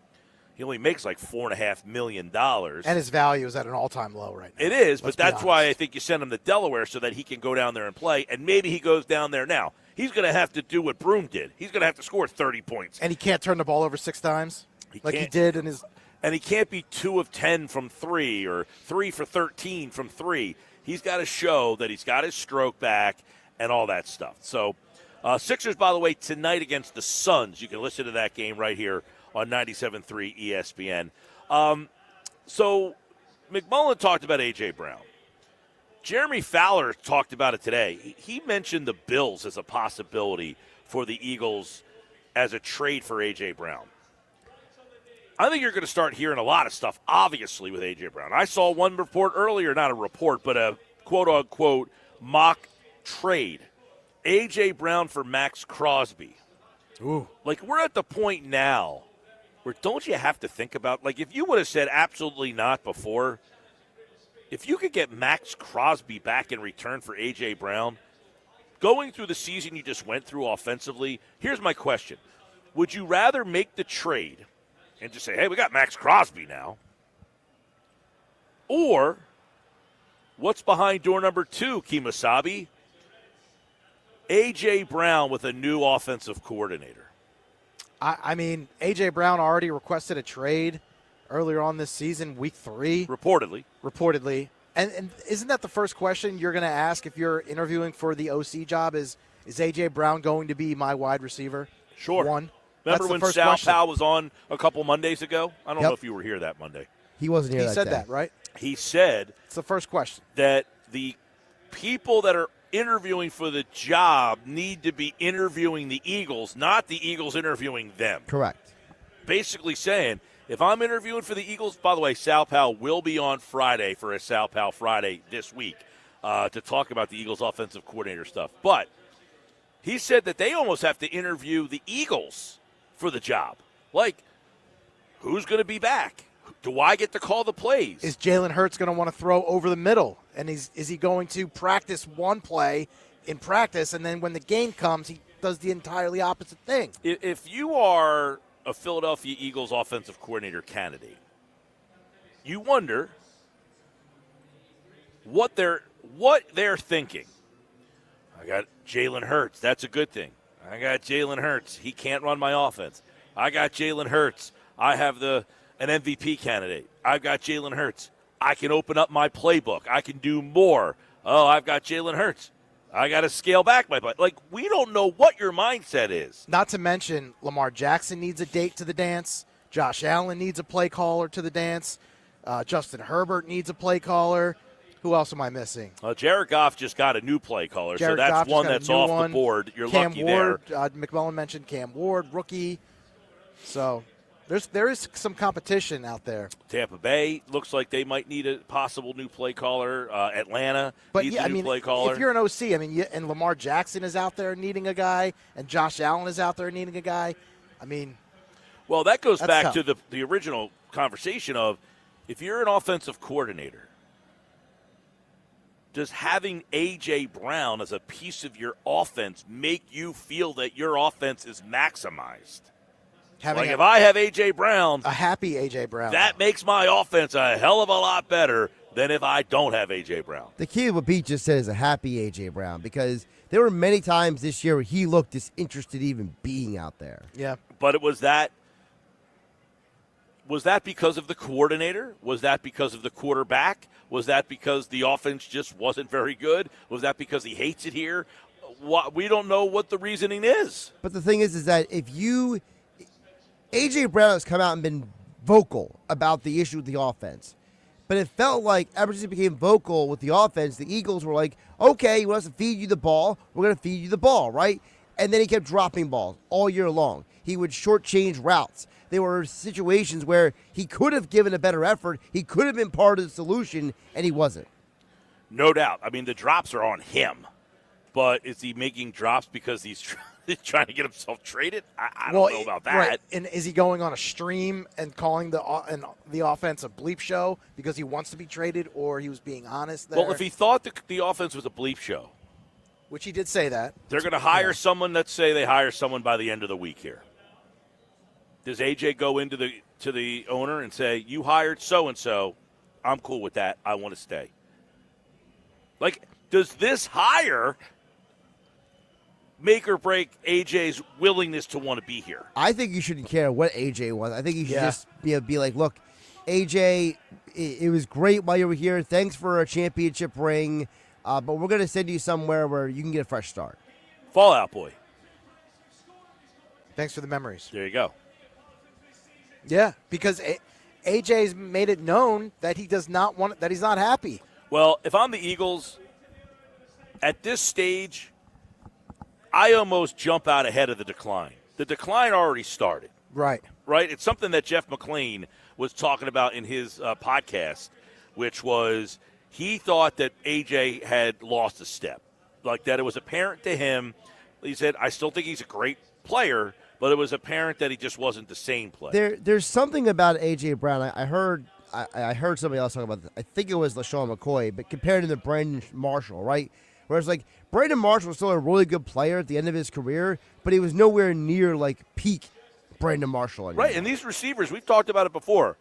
You go from Julio Jones to Julio Jones pretty quickly. Very quickly. It's a quick decline where you go from stud-level DeAndre Hopkins to just DeAndre Hopkins. Like, you're D-Hop one year, and then the next year you're DeAndre Hopkins. And there's way more examples of that happening than the other happening. Yeah, and there's a lot of wide receivers in the NFL right now that look better to me in these games than A.J. Brown. Well, There's also, a ton of guys that have the speed, the quickness, the elusiveness, and they are out in the open catching balls, making plays. And A.J. Brown Puka is Nacua over the weekend, that guy, he's just a completely different. He's unbelievable. Yeah. But guys like that, or Justin Jefferson, Jamar Chase, JSN. Also, think about it this way, guys. The NFL draft for the next 3 years is going to have a ton of wide receivers coming out of college football who are all going to be potential, if not number one, 1A type receivers. Well, look at Chicago, for instance. They drafted Odunze in the first round last year. He's good, but he's not like, wow. Then you've got Burden, who was a high draft who pick. was in this year's draft. I don't think people were like salivating to get him. No, but he fits what they do. But whenever he gets the ball, it's like eye-popping that he does something special. And it almost feels like if you have Devontae Smith, he could be your steady Eddie.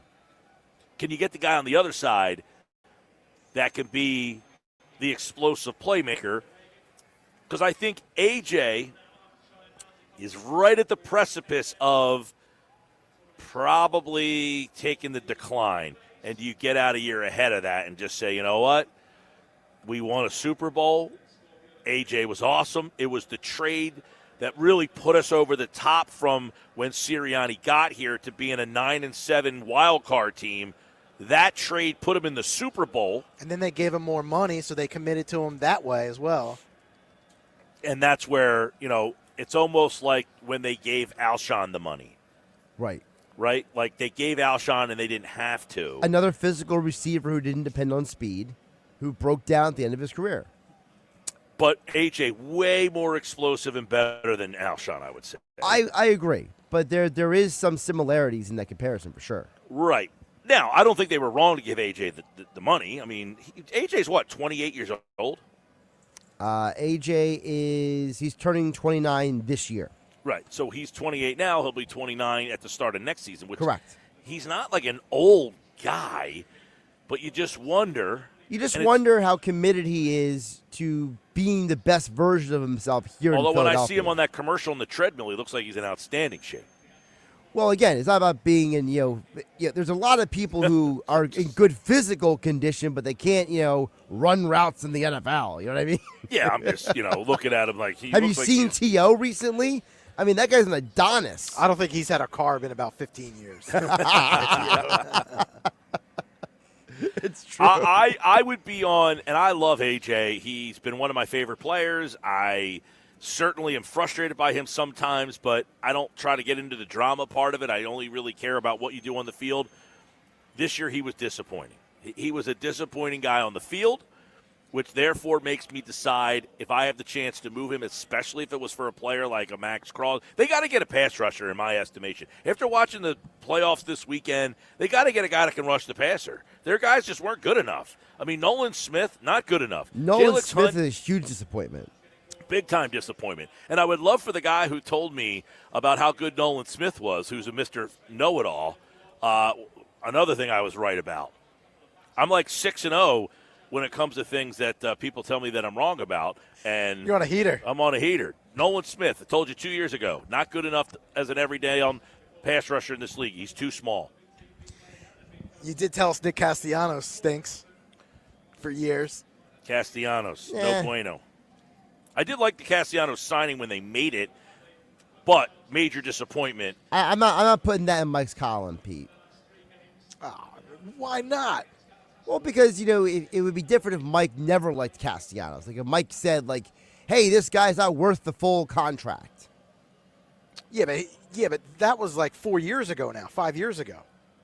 Oh, I bailed on Castellanos pretty quickly. He bailed when he was supposed to bail. The Phillies guy that Mike was right about from day one was when they gave Taiwan Walker that big deal. You had said that this guy is nowhere worth the money they gave him. There's a bunch of guys that now they need him. Sadly, right? He's penned in. They don't have anybody else to compete with him. But Nolan Smith is just too small to be an every down impactful pass rusher in this league. We saw he was disappointing this year. J-Lex Hunt I like, just raw, probably too inconsistent to be your best guy. If he's your other guy, probably okay with that. He did lead the team in picks and sacks this year. Jeez. I think, you look at Ojomo. When he leads your team in sacks as a rotational defensive tackle, that's a problem. All right, the unsportsmanlike moment of the day. It's why the Eagles get it right, and everybody should be following them. It's next on the Sports Bash. It's Sixers basketball tonight on 97.3 ESPN with the voice of the Sixers, Tom McGinnis, calling all the exciting play-by-play action. Could be jab step jumper. It's good. He buries it. His 13th field goal. It's Sixers Sun tonight. Coverage begins at 7 p.m. It's Sixers basketball all season long on South Jersey's radio home for Philadelphia 76ers basketball. 97.3 ESPN. It's in the air, and it's good. A triple. Ring the bell.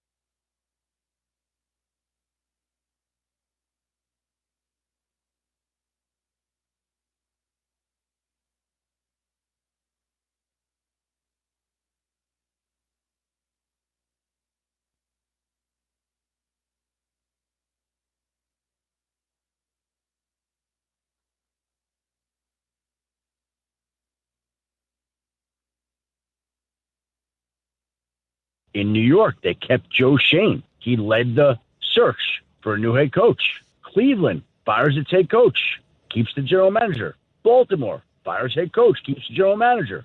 Generally speaking, owners are looking to lean on somebody to show them the way and somebody that they need to hold their hand during this process. And in most of these cases, the GM is entrusted with those responsibilities, which is what Terry Pagula felt in Buffalo. And so he added more responsibility to Brandon Beane's plate. That was Adam Schefter this morning on Unsportsmanlike. You can listen on Unsportsmanlike weekday morning 6 to 10 on 97.3 ESPN. Our Unsportsmanlike moment of the day is brought to you by Whitehorse RV Center in Galloway and Williamstown. Your RV adventure starts here at Whitehorse RV. You know, he's talking about the trend that teams are keeping their GM but getting rid of the coach. And sometimes you would say, why wouldn't you make it a package deal? The Eagles are the reason why you don't fire the GM when the coach doesn't work out. Can you imagine if the Eagles said, hey, Chip Kelly, you're out. We're going to get rid of Howie Roseman, too. No, they brought Howie Roseman back. Just think about that. Howie Roseman was the GM. Kelly came in, had one good season. They move Roseman down the hallway to do God knows what for the year. For 2 years, he sits in exile, and then they bring him back. But could you imagine if they just fired him at that time? Or what if they fired him when the Doug Peterson thing ended up not working out? You could make an argument like, hey, Howie Roseman, did he have something to do with that whole Peterson team falling apart a little bit? Why not get rid of Howie? But that's why these teams are saying, we think we have the guy that can pick the players. We're just not sure we had the right guy telling the players what to do. Oh, it's the old shopping for the groceries and cooking the meal thing? Exactly, Bill Parcells. Maybe you're not as smart as you thought you were. You do have to have the resume. I mean, Brandon Beane's got to put some weapons around Josh Allen. Please. Can you please get... Well, what about A.J. Brown? Hey. There is one guy out there, Jeremy Fowler. We'll talk about that during Football at 4. Adam Kaplan is on the way. What's next for the Eagles' defense, though? It's something I want to get in with him because I thought the Eagles' defense let them down after watching the divisional round. My big takeaway is I'm more disappointed in the Eagles' defense than the lousy offense for losing that game. We'll fix the defense. Coming up next.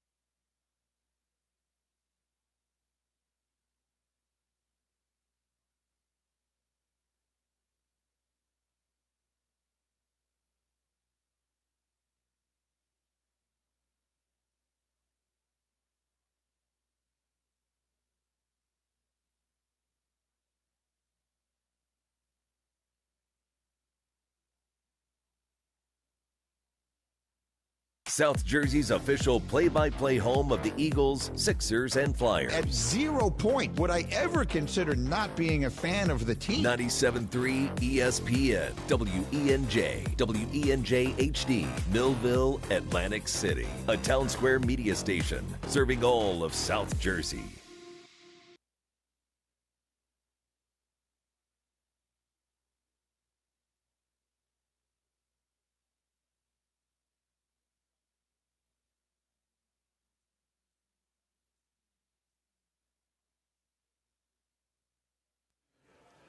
Football at 4, powered by the Inside the Birds podcast. It is brought to you by the Fanatics Sportsbook at Ocean Casino Resort in Atlantic City. That's where we are today. Normally on a Monday, we're here on a Tuesday this week, and we have Adam Kaplan here to help fix the Eagles' defense.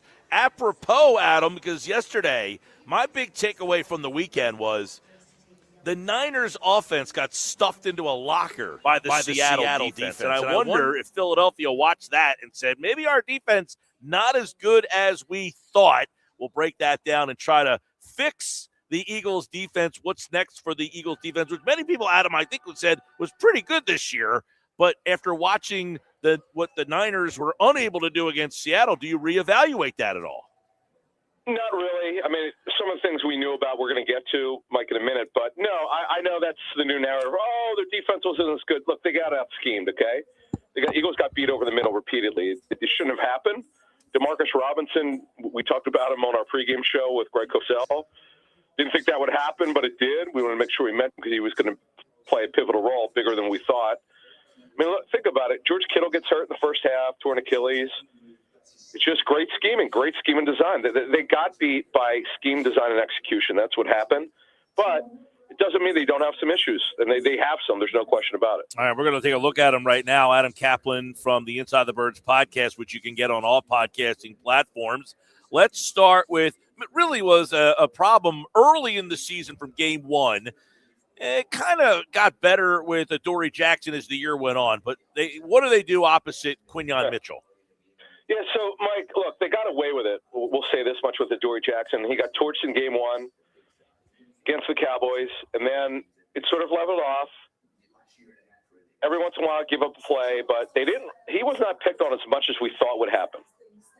It just didn't happen, but you did see a little bit against the Niners that it happened. So his contract's up. Right now, they have a major haul opposite Quinyon Mitchell. They don't have that guy right now. They don't have him under contract. Keely Ringo definitely is not it. He didn't even really play on defense. Jacorian Bennett, big disappointment.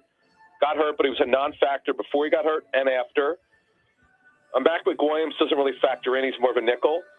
And Michael Carter's nickel and a safety. And now the big question is, Mike, and this plays into a lot of their offseason plans, is Cooper DeJean just going to be a nickel?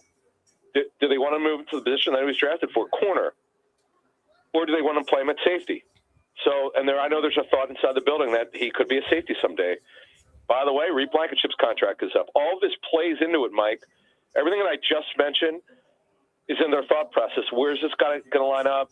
Who are we bringing back? A lot of these are the questions that Harry Roseman and his personnel staff must discuss, plus, of course, with the coaches. Absolutely. And, obviously, you just talked about where do they line Cooper DeJean up. Yep. Vic Fangio seems to really like him in that nickel role, but will he possibly have to eventually, will he have to get him out of that role? Well, that's the question. That's the discussion with Howie. They have to have that discussion, okay, are we sticking with DeJean at nickel? Great. Are we? Then we have to find a corner. We're not going to do – what they have to do is if DeJean's at nickel again where he's dynamic and became an all-pro, you just can't patchwork it with Adoree Jackson or somebody like that. Look, they've got a lot of draft picks. Yes, they have other needs. They have a number of them. Depth also at certain positions. We'll get more into that. Jeff and I we're going to do our roster intel review that's coming up soon. But at corner, they got to draft that guy, Mike. It wouldn't be great because, again, they want it to be Mitchell and DeJean on the outside. Things happen after DeJean got hurt. He wasn't ready. So they made him a nickel. It became dynamic. So, okay, you're allowed to change your mind. But they have to change. They have to get a right cornerback, a younger guy. Yeah. And that really should come out of the draft. All right, well, they only get one first-round pick unless they make a trade. They have pick number 23, and one of those spots they might have to look at is edge rusher. They had Hunt, they had Smith, they had to make a trade for Phillips. Phillips is now a free agent. So what are they looking at that position? All right, that's a big deal, by the way. This Jalen Phillips situation, he did a good job. His pressure rate was good. Sack numbers weren't quite what they would have hoped. But honestly, the guy did a good job, plays the run. He stayed healthy, by the way, and he's got ideal length. Now, there's a saying in the National Football League, what's the price? We'll see. This is his first time as an unrestricted free agent. Remember, the Eagles acquired him via trade, playing out his fifth-year option. It's simple. It's going to come down in dollars and cents. What's he won comparably to the market? Look, he's got a big injury history, but he did stay healthy, and he's a really good football player. Very high character. He made it very clear he loved playing in Philly. This is one to watch, no question about it. I'm sure they have interest in him. That's something I've heard repeatedly. But it's just, again, what's the price? Then, Mike, the other part of this is, and we'll get more into this during draft season, underclassmen have declared, so we'll get a better idea after I go to the Senior Bowl next week, and we could talk about that when I get back. Once we get into the draft coverage, Mike, we'll have a better idea of how deep this draft class is at edge. All right, inside linebacker. I think this is a fascinating one because they draft Campbell. He starts, plays well. Dean returns. Campbell essentially vanishes. Now you're making a decision. Do you just let Dean walk after you essentially said all year when the two were both healthy that one was better than the other, so much so that Campbell never got on the field? So when you have the opportunity to bring Dean back, do you now say, you know what, we're better off without you? This is a really tough deal. So this is the way these conversations really go, Mike. The first-round pick that you traded up for has got to play. You can't sit him for 2 seasons. You just can't. I understand there's a big part of the fan base that loves Dean, and rightfully so. He's just been a great story of overcoming 2 significant injuries, other injuries in his short Eagles career. Over the 4 seasons, he's missed a lot of time, but he's just been really this past season, Mike, no one ever saw coming. You just right when they saw how healthy he was the one thing behind the scenes, they knew that he recovered well, but once he got in there, Mike, it was kind of like, oh my God, wow, this is crazy. I mean, he looks dominant again. As a matter of fact, Mike, he played so well. Had he played, let's say he started week 1 and played this well, he might have been a Pro Bowler. In fact, he probably would have been, but he just didn't qualify. So when you look at it, most likely they're going to have to go with Campbell. It doesn't mean that they can't try to figure something out. I keep telling our Patreon folks, Campbell's got to play. You just can't sit this guy for 2 years. You just can't do it. And remember, Mike, they only play 2 linebackers. They don't play 3. If they play 3, that's a totally different deal. Also, Dean changed agencies, so he's going to be looking to get paid. You never say never, Mike. We've learned this. We've used this phrase now. This is our 9th year using this phrase. If I'm Nakobe Dean, I'd want to capitalize off the season that he had. Now, we don't know what his market's going to be because sometimes beauty's in the eye of the beholder where you have greater value to the team that you just came from than a new team. And he's an inside backer. He could play in a 43 too as a Mike, but again, Campbell's got to play. So it's hard to imagine Dean will be back. We'll have more information though, a little bit stronger information as we go along here. All right, you hinted at Blankenship. Certainly like to dive into that one a little deeper because he's a free agent, and you've got Makuba who was hurt. You brought back Epps to fill that spot here, but there's not a lot. You mentioned DeJean. Is Reed Blankenship a priority free agent, or is he somebody that they think they can replenish and basically move on from? Well, they don't have anyone like him. Makuba will be back. He'll be starting at one safety spot. That's not up to debate. The other debate is, is DeJean going to play safety? If not, are they going to bring Marcus Epps back? Well, Marcus Epps is a quality backup. He's really not a starter, and Sidney Brown is just a special teams player. So they don't have his replacement on the team. So they'd have Mac McWilliams was not cross-trained, I don't believe. I know he played corner and he played nickel in practice. He practiced that way. He's really not a safety yet. So I know Michael Carter could do that, but he's really not a starting safety at this point. He's a quality nickel if he's needed. But it's either they bring back Blankenship or they're going to look elsewhere. That to answer your question. Now, again, we just got Pitt. Their season just ended, so these are discussions now that they're going to make. Blankenship also, before the season started, he changed agencies. The new agency will be looking to get paid here. This is a guy we know behind the scenes these coaches love. He's a leader of their secondary. From a lineup standpoint, from lining everybody up, making sure everything's done the right way. But the one knock on him, he's not a good athlete that's shown up on tape. This is another interesting one, Mike. They have a lot of tough decisions, Mike. Wow, as we go through this, yeah, they got way more than I look. Then we'll get on a future show, extending Ojomo, extending Davis, extending Carter. There are other guys that extend. What do they do with Nolan Smith, who had a disappointing year? They have a lot of questions, Mike, more than we probably thought. Yeah, and you just brought up Nolan Smith. He's another guy. Like, if you lose Jalen Phillips, are you happy with Jalix Hunt and Nolan Smith again as your top two edge rushers? You just said no. I would agree with you. So that's something that, because, Adam, as we're going to look at the draft, and you said you'll be at the Senior Bowl, and I'm sure we'll start diving into 23 and some options there, you can make a strong argument that as bad as the offense was, they're going to have to look at an edge rusher or a corner in that first round, and the defense was the strong suit of the team. Yeah, edge, Mike, if they don't bring back Phillips, clearly a need. It's a top 5 need on the football team. Hunt is really progressed. He's a quasi-starter anyway. He'll have to even be a full-time starter next season. Yep. But after that, Mike, if Phillips walks, Nolan Smith, you can't count on him. I mean, he plays the run real well. Talking to other teams, he definitely is aggressive against the run. Sometimes it goes a little bit too low, but he's a good player. But again, his season was marred by re-injuring that tricep. So he's got to have an injury-free offseason, rehab-free offseason, and get to back where he was before the injury.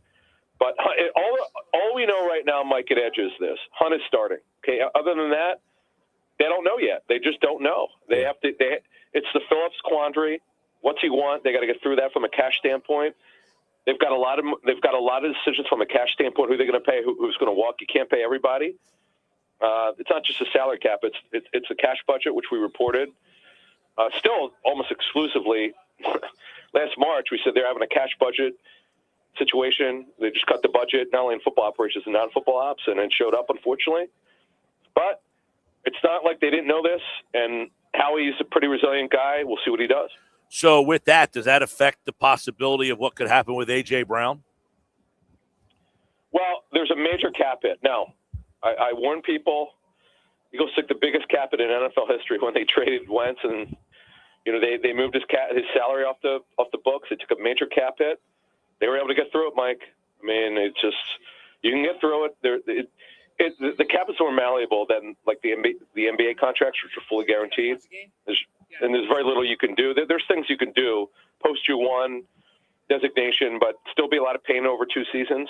But as I've learned the hard way, Mike, when you want to move a player, you're not worried about taking the cap hit. You'll do what you have to do. Right. A.J. Brown, to me, it's. There's a saying, though, if you're going to move him, what's your recourse? There's going to be interest. We reported this 3 years ago.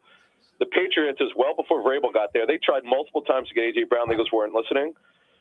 We'll have more on this when I get back from the Senior Bowl. But this A.J. Brown, this is going to be a big story, Mike, of many this offseason for the Well, Eagles. we're already starting to hear some whispers, and those whispers are going to start to get louder. Before we let Adam Caplan out of here, Brian Daboll in for an interview today. Is it more likely that he is a head coach, or does he take a coordinator job, and is that coordinator job in Philadelphia? Well, Mike, a couple things. If the Buffalo one opens for him, he's from that area, if he coached Josh Allen, did a brilliant job, I'm sure he'd want that Bills job if he can get an opportunity. My understanding is the Titans, though he didn't get the Titans head coaching job, there is some interest in talking to him about their offensive coordinator job. I know the Eagles really like Daboll. Daboll's got multiple head coaches or coaching candidates have interested him to be an OC. So the Eagles have a lot of competition. I'll just leave it at that, Mike. Yep. So we'll see what happens here, but they really like him. They know him. I mean, he would be a phenomenal fit from a scheme standpoint because he brings a lot to the table, and he coaches hard. We know he knows hurts. I understand that, but that's secondary too. Bringing in a guy who's been there, done that. He did a phenomenal job with Josh Allen. I talked to multiple people with the Bills over the years. They could not stop raving about the job that Brian Daboll did to coach Josh Allen hard. He needed hard coaching, and he sure got it. All right, well, we'll keep an eye on that. Brian Daboll in today for an interview. If something happens, Football at 4 and the Inside the Birds podcast will have you all week long here, all off season long. We have you covered here on the Sports Bash. Adam Kaplan. You going to San Fran this year, Adam? I am, yeah, man. I go Tuesday and I come home Saturday. Yes, I will be there. I always go. I've been there. It's my first Super Bowl, Mike. The game sucked. But it was my favorite Super Bowl. It was the Bucs Raiders. Everything was in downtown San Diego.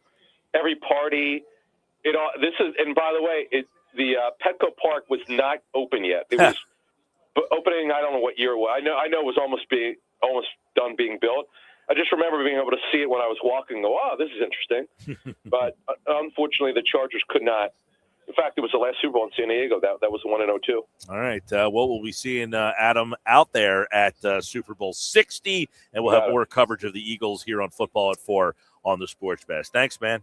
You got it. Thanks. All right, there's Adam Kaplan, everybody, here on the Sports Bash 97.3 ESPN, brought to you by the Fanatics Sportsbook at Ocean Casino Resort in Atlantic City. Let's hit on a couple of the things that he talked about there. One, a lot of the defensive stuff. One, the Jalix Hunt-Nolan Smith duo, they've got to upgrade. If they don't bring back Jalen Phillips, that becomes a potential pick at number 23.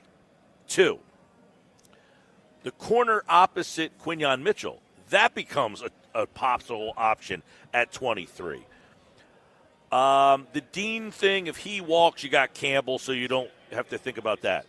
If Reed Blankenship walks, I wouldn't think that's an option at 23, but I would think that's an option in round number 2. Probably not because of some of the other things we just talked about, but all of a sudden, you had a good defense this year. Your offense stunk. But don't you have to consider those options at 23 in the first round? You do, but I think you have to reinvest in your offense. I mean, you've really invested a lot of resources and high draft picks on that defense. You're going to have to pay a lot of those guys coming up. So I think it is time. You talked about it earlier on in the show. It could be time to maybe switch and to maybe invest in some of the offensive guys. Well, here's the problem. Especially the O-line. The O-line, yes, you definitely need a guy to replace Lane Johnson at some point, even if he doesn't retire this year.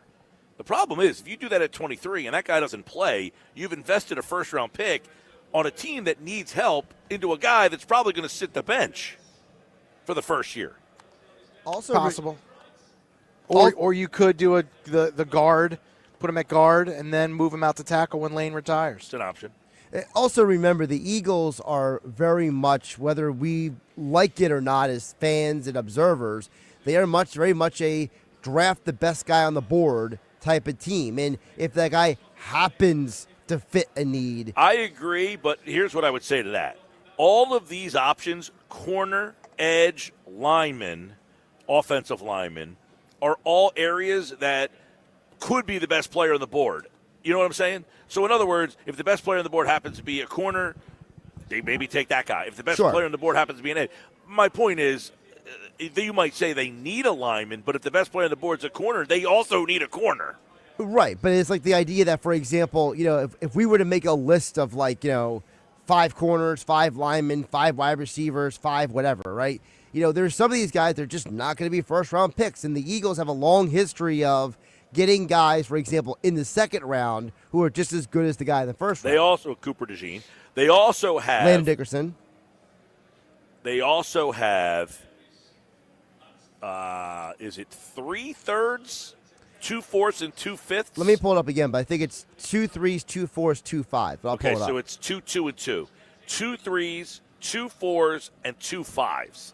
So they have a ton of picks to try to restock a lot of these areas that we're talking about. So, the other area, by the way, I think you could look at in the first round is if you end up trading A.J. Brown, you would have to try to find someone to replenish that spot, and you have to possibly look at if the receiver is the best player available on the board, you might have to go down that route. And, of course, what you get back in return for A.J. Brown, that could add to the stockpile of draft picks. I do want to, real quick, Jeremy Fowler at ESPN.com, he writes, quote, that A.J. Brown trade with the Bills. Now, this is more like a fit in his mind than it is a report. But what he says is, quote, the Bills have to upgrade there. Their best receiver is Khalil Shakir, who is a nice player, but he's not a top guy. Brown is an immediate upgrade, and he's still young. He turns 29 in June. And the Eagles can build the passing game around Devontae Smith and a high draft pick. He lists, according to NFL scouts, said Tennessee, Cleveland, San Francisco, and the Raiders as fits for A.J. Brown. They don't put the Patriots on that list, by the way, where everybody just says, oh, trade him to New England, Mike Vrabel. Well, scouts did not put him in that spot there. But could you do a little Brandon Ayuk, A.J. Brown trade? Ooh. One disgruntled wide receiver for the other? I mean, what would Brandon Ayuk look like in this offense? Depends on who the offensive coordinator is. Yeah. But, I mean, I liked Ayuk in that draft. He was in the same draft as... I was a huge fan of Ayuk coming out of college in 2020. But for a guy to basically go AWOL for a whole season after getting paid that money... Red flag. Yeah. Big red flag. Big time red flag. Big red flag, bigger than the building you're in at Ocean Casino Resort in Atlantic City. He's probably driving around that building right now. So this draft just got fascinating to me. I mean, I'm loving this draft this year because at 23, it sounds like, oh, you're at 23, but this is a spot where there's a lot of linemen, there's a lot of guys in the area, corner, that you kind of need on this team right now. Wide receiver. And with all the extra picks they have in the 3rd, 4th, and 5th rounds, there's good possibilities of move-ups in this situation. Now, I know it's only January. I don't want to get too geeky about the draft. However, as Adam just pointed out, as we just talked about there, and Adam kind of talked, as he was talking about this, kind of said it. Well, there's a lot more holes on this defense than I thought. By the way, the Baseball Hall of Fame ballot. Did they announce people yet? I think they're announcing today at 4 o'clock. Ooh. They're announcing it today. I think it's 6. Oh, is it 6? I thought it was at 4. I Could thought be it was 6. I could be wrong. I'll double check. By the way, did you see the Hoosier walking by there in the candy there's a cane? guy here who's got the candy cane pants on. He was happy. Bold, strong. Think about this. In your lifetime, the Indiana Hoosiers have won a football national championship. I can't believe that story. It's literally a Disney movie. They are, we talked about this yesterday, they have the second worst winning percentage in 6 the p.m. history Eastern. of college football. Second worst.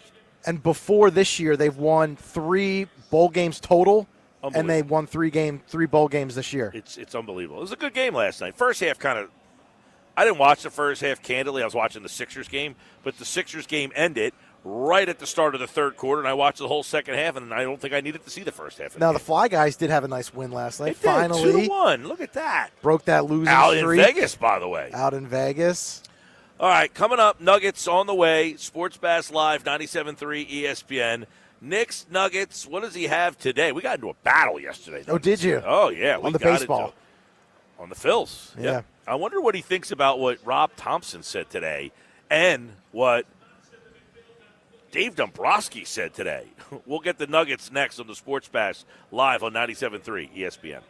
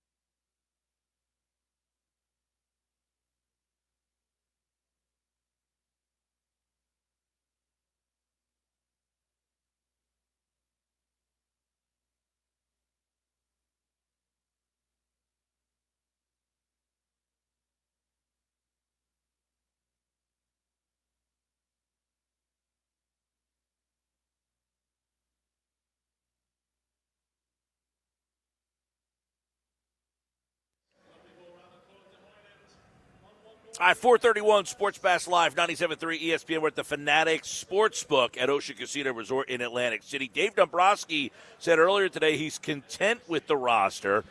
Then Topper doubled down and said, we've changed 20 to 25% of our roster. If you're saying we're running it back, I don't know what to tell you.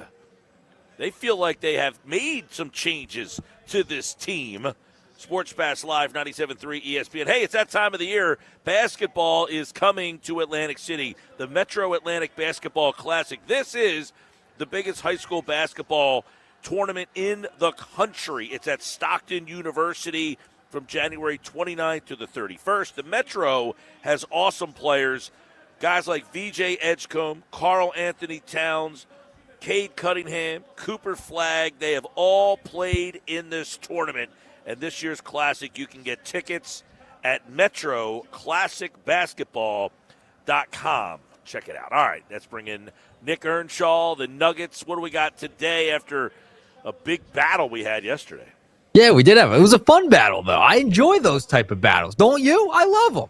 They raise the blood pressure a little bit, but they're a lot of fun. I think some people thought we were actually mad at each other. It was like Maxie and VJ, right? Yes, that's Pete G, Cheap Seats Pete back in the saddle today. That's a great comp. That's why we have Cheap Seats Pete right there. It's a great comparison. It was a VJ and Maxie moment. I got a nugget on VJ, by the way, a little bit later, but I mean we got to start with Dombrowski from earlier today. Content, Mike? Content? I got to play a piece of audio because I just think he went up there and just bold-faced lied because there's no way he could be content.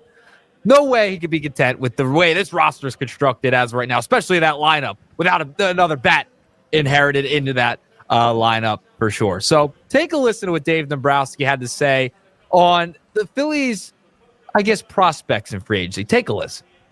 We had all different type of things we were pursuing. Now, something came out at the end here that we were very close on. But a lot of times you have other discussions as far as free agencies and trades that are being had, and they just don't get out. And we had many of those type of things. So it was one of those where it became very close to not happening. But we're thrilled that JT's back because that was always a priority for us over the wintertime. We think he was the best catcher out there as far as free agency was concerned. So I have a few problems with that. Clearly, you're not content. You've been trying to make moves, elevate this team. You wouldn't be in on Bo Bichette at all if you were content with the way this roster is constructed, Mike. I think, listen, I understand they're bringing up the young cats in Crawford and Painter, hopefully Miller sooner rather than later. But, I mean, if you're Dave Dombrowski, you can't go out there and sell to the fan base. Yeah, we're content. We're okay with everything we've got heading into this year. It's just crazy. Listen, I do think that they was either Bichette or Real Muto. So I think they were content with either one of those guys. It wasn't like it was, hey, Bichette, we swung and missed. Oh, Bellinger, we swung and missed. Oh, Kyle Tucker, we swung and missed. Oh, and now we got to go back to Real Muto because he said today, oh, we got JT on the phone within minutes, basically. I mean, he was like, I don't know how quick it was, but as soon as, and this is why I tweeted this out, you know, if I was JT Realmuto and I saw my phone ring, and I'd be like, dude, are you kidding me?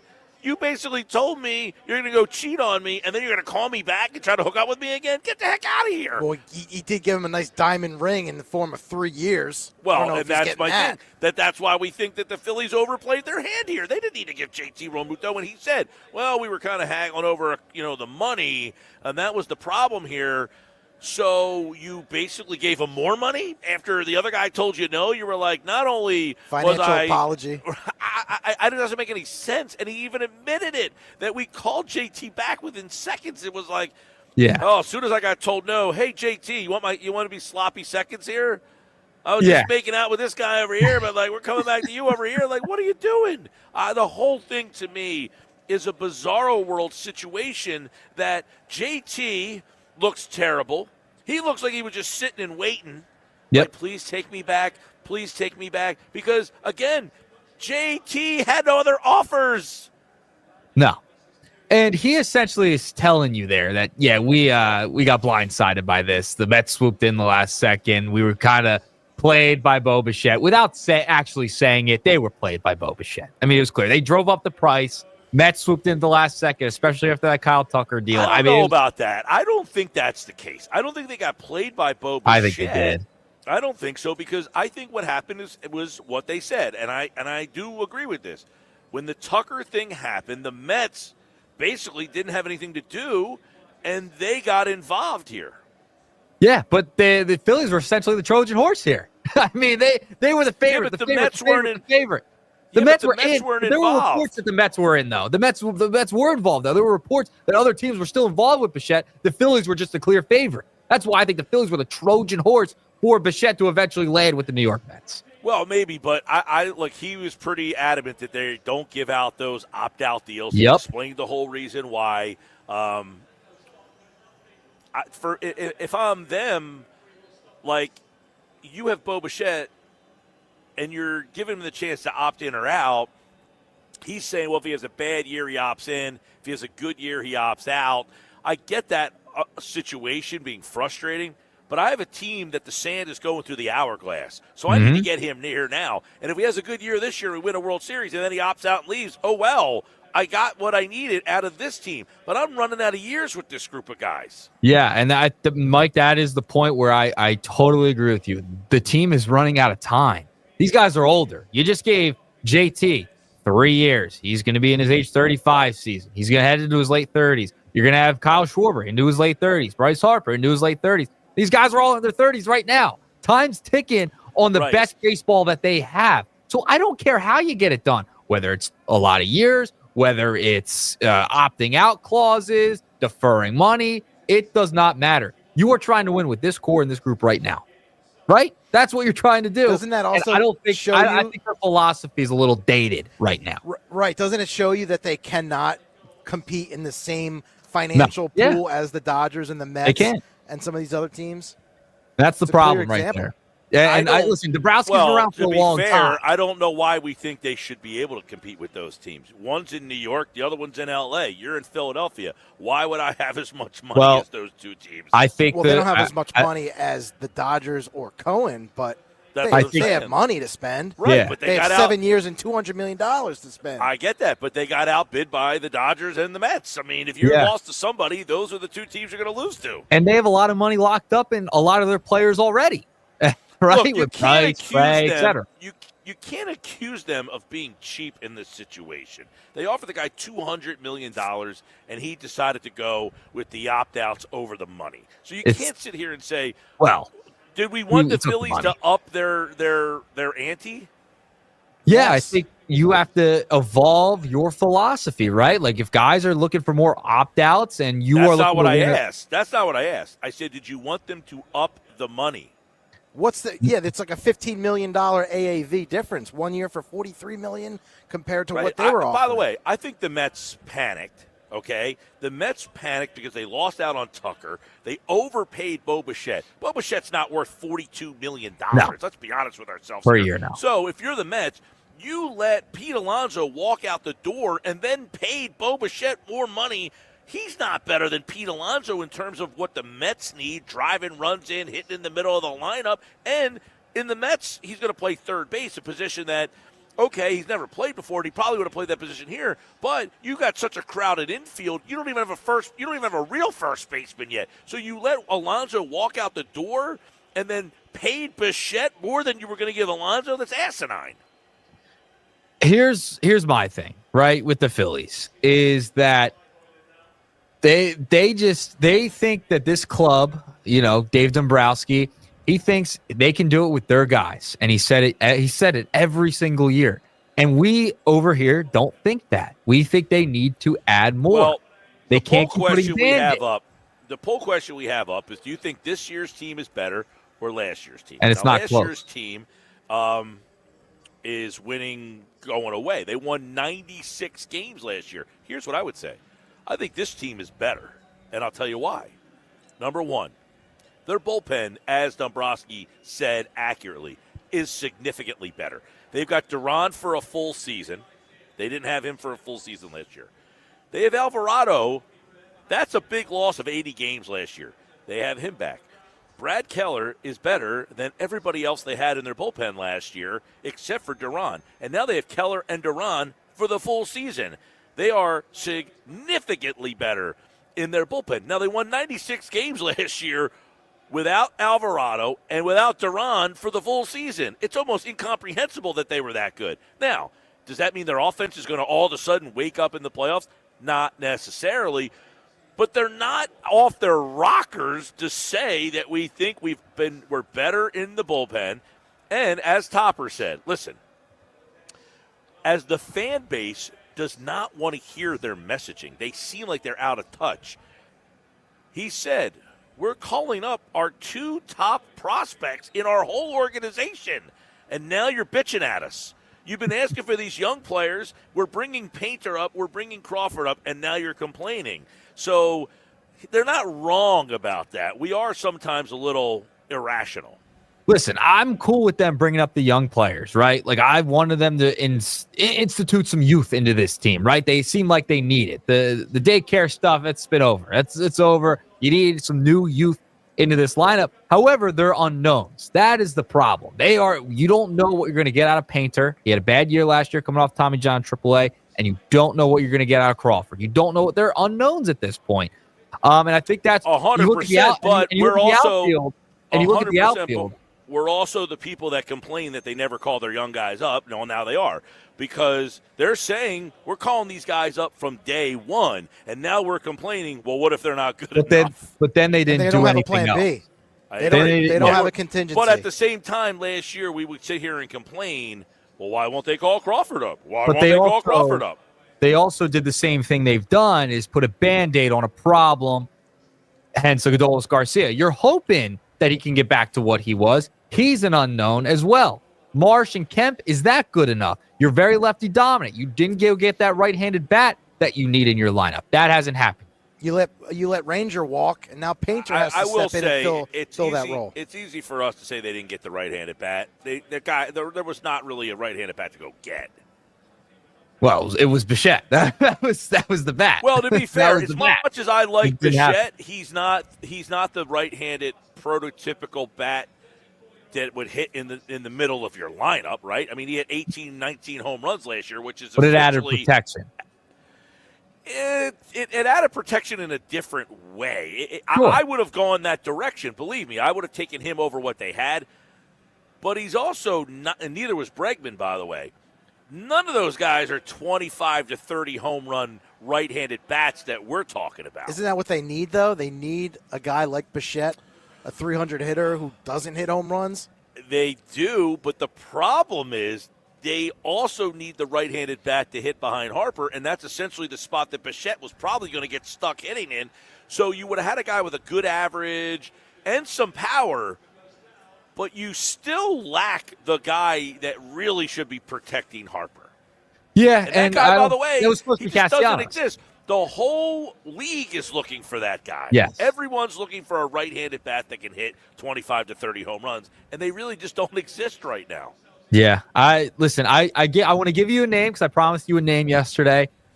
Towards the deadline, a guy who's on an expiring deal, Nico Horner, a guy who's been shopped around as well. That's a guy I think you should watch for the Phillies heading into the trade deadline this year, especially if they're content right now. At this point, that's a name. Hot stove nuggets. Nico's a second baseman, though. Yes, and he can hit lefties. He bats .314 career against lefties, and then against righties he bats .271 in his career. So he can play every single day, be an upgrade over Stott, and he's another right-handed bat to mix into your lineup. Well, I mean, listen, I'm okay trading Bryson Stott. Don't expect to get much in return there, but you're essentially trading Stott to move to clear out a spot for a guy. For Horner. Yep. So that would be my guy. That's a nugget guy. All right. That's my nugget for you. All right. Let's move along. Before I get out of here, I do want to mention. So BJ Edgecombe was asked after the game yesterday. He does it about the dunk contest. He said he didn't want to do the dunk contest this year. And then today on social media, he puts on his Instagram story that him and, quote, Reese could do the dunk contest. Your thoughts? Should VJ Edgecombe be in the dunk contest, especially after that one dunk he had last night, which is absolutely fantastic? Should he be in the dunk contest? Absolutely. He would be awesome to watch. That dunk last night was unbelievable. He's had a lot of highlight reel misses. He's had a lot of highlight reel dunks. But this was my interpretation of him last night. Did he feel that the dunk contest was beneath him? That's kind of the sense I got. I think that's a good point. It's the sense I got from him. But then he put up today like a bunch of stats and stuff like that. Like he had a picture of his dunk from last night. He posted that on his Instagram story. So I don't know. Maybe he's rethinking a little bit. He could add some He's juice. probably right, though, right? I mean, the dunk contest is awful. But he's a and it is rookie. beneath Like him. it's his first year. Could he give it some juice? Make it your thing? Maybe, but it's pretty bad. I know. That's what I'm saying. They need it's guys not like the him. Derby where Schwarber can do the Derby this year and hit, all those homers. Dunk contest is Bobo. I Yeah. mean, you put yourself in the dunk contest. Now you're like, You're with Mac McCloud. McClung. Or Mac McClung, whatever his name is. Is he in it again this year, do you think? Who knows? He's won 3 years in a row, right? Isn't it that's what it's been? I think so. Has he won 3 times in a row? I believe so, yeah. Did he win? He won last year, right? Yeah. What He's team is he with? ridiculous. Orlando? Is he with Yeah, I Orlando? think he's with Orlando, yeah. That's why it's Bobo right there. I'm calling a game on Saturday night, Bluecoats. Who are they playing? Let me see. Maybe I'll get a chance to see Mac McClung. Yeah, put up some dunks. Listen, I want to see get to DJ see the dunk Jared contest. McCain. Yeah. Jump over a Kia. I'm glad they sent down McCain. I think that'll help his development. And then maybe you trade him at the deadline. Who knows? Get somebody who could get in here and rebound. All right? That's what they need to do. They're playing Detroit, Motor City. Yeah. All right. 2 pack of nuggets for you guys today. Yeah, that was my takeaway from his answer last night was, nah, I'm good. I don't need to be associated with those scrubs. Right? I don't need to be associated with those scrubs. I'm going back to my childhood Blake Griffin, dunking over cars and stuff like that. I love that. It was a great era. Great era. All right, guys. I'm out of here. Iggy still got robbed in that one dunk contest. Iguodala got robbed. We'll always have that. All right, Nuggets. We'll see you tomorrow. See ya. All right, that's the Nuggets today on the Sports Bash Live 97.3 ESPN. That dunk DJ had last night, man. Yeah, that was Tony Bradley. Remember him? He was on the Sixers. Yeah, he was playing last night. He had a decent game last night. By the way, tomorrow, Hembo will be on the show. We'll talk some Phils with him. Oh, man, and he'll probably be out at Radio Row. Look forward to catching up with him as well. 3 o'clock tomorrow for Hembo. Just confirmed that. So he'll react to all the Phillies stuff today on the Sports Bash. I want to react a little bit more to the thing. Listen, I don't like what they said today. I don't like the messaging. I don't quite agree with them. But my point is a couple things. One, they did try to get Bichette, 6 years, $200 million. You can't call him cheap. 2, the right-handed bat that we all been looking for really was not in this free agent market. The best free agent guys on the market were Kyle Tucker, a left-handed bat, Cody Bellinger, a left-handed bat. Cody Bellinger would be an okay fit. He does hit left-handed pitching pretty well, but he is a left-handed bat. So you would have Schwarber, Harper, Bellinger, Marsh, Stott, and Crawford. That's 6 left-handed bats in your lineup if you brought Bellinger into the mix here. Probably not ideal, right? Yeah. So, I mean, do you think they bungled? You probably covered this. Do you think they bungled the Bichette scenario stuff? Did they underestimate the Mets? Did they not? I don't know. From all accounts, that they thought they had a deal done. Sit on their hands too long? I don't know. I don't have enough information on. Now, I don't remember. Because when Tucker went to the Dodgers, the Mets probably got a little bit more aggressive. And that probably put the wrench in the wheel for Philadelphia that, hey, we got a deal. I really like this deal. Let me sleep on it. Hey, Kyle Tucker went there. Maybe somebody else will get involved. Okay, there's the opt-outs. And mind you, a lot of these players want these opt-outs right now because of the possible lockout coming out. All right, coming up next hour, we'll dive more into the Phils, A.J. Brown's future, offensive coordinator, and more. Casey Joyner at 5:30.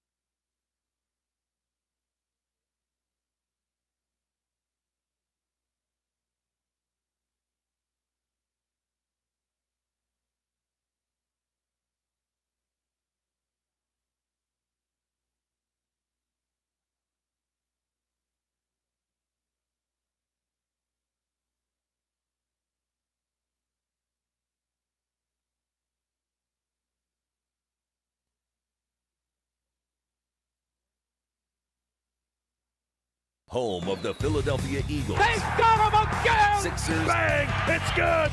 Ball game! And Flyers. Tipped in front of the net! 97.3 ESPN. WENJ. WENJ HD. Millville, Atlantic City. A Town Square media station serving all of South Jersey.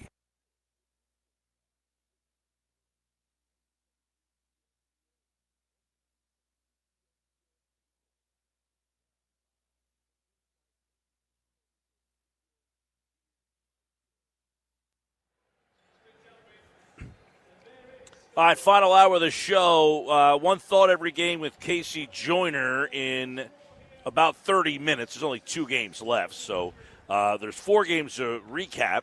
We'll do that at 5. Thursday he'll be back at 5:30 for one thought every game to preview the championship round. Only 3 games left total, man. That's sad. I hate this time of year, but I love it as well. It's the saddest weekend of all when you have only the 2, and then you have that break next weekend. There's no games. And then Super Bowl Sunday. Speaking of the Super Bowl, we'll be at Radio Row for 3 shows, Wednesday, Thursday, Friday, February 4th, 5th, and 6th. And that Tuesday night, we're going to be at the Sixers-Warriors game out in San Francisco. Yes, we're going to watch Picasso paint. Steph Curry. That's right. Cooking. No Jimmy Butler, though. Yeah. Tore his ACL. He That's is a shame. done for the year. So the Sports Bash will be live on Radio Row in San Francisco. 3 shows, Wednesday, Thursday, Friday, the 4th, 5th, and 6th. That's all coming up on the Sports Bash Live, 97.3 ESPN. This hour is brought to you by Jersey Cow. Ice cream's a year-long thing in Northfield, Absecon, and Brigantine. The best ice cream, Jersey Cow. All right. So Dave Dombrowski spoke earlier today, along with Rob Thompson. I thought Thompson's comment was maybe the comment of the day. On top of the one that Dombrowski brought up, basically saying that they're content with the roster. But Thompson basically was like, hey, we've changed 20 to 25% of the roster. He's like, if you think that's running it back, I don't know what to tell you. Is he right or wrong? Well, I'll tell you what. Our poll question today, which you can vote at Mike Gill Show. Make sure you follow us on the Twitter X platform at Mike Gill Show. You can watch the show. You can watch on the 97.3 ESPN YouTube channel. We asked everybody which Phillies team is better, last year's team with 96 wins or this year's team. 86% say they think last year's team was better, which I don't agree with. I got to tell you, as much as I'm disappointed, I think this year's team is better than last year's team. We did get a comment earlier on the YouTube stream to when you first read that poll. Angie chimes in, big surprise, Philly fans err on the side and prepare to suck. Yeah, I mean, listen, I know it's frustrating, but the team's better this year. It's not. I don't even know that it's particularly close.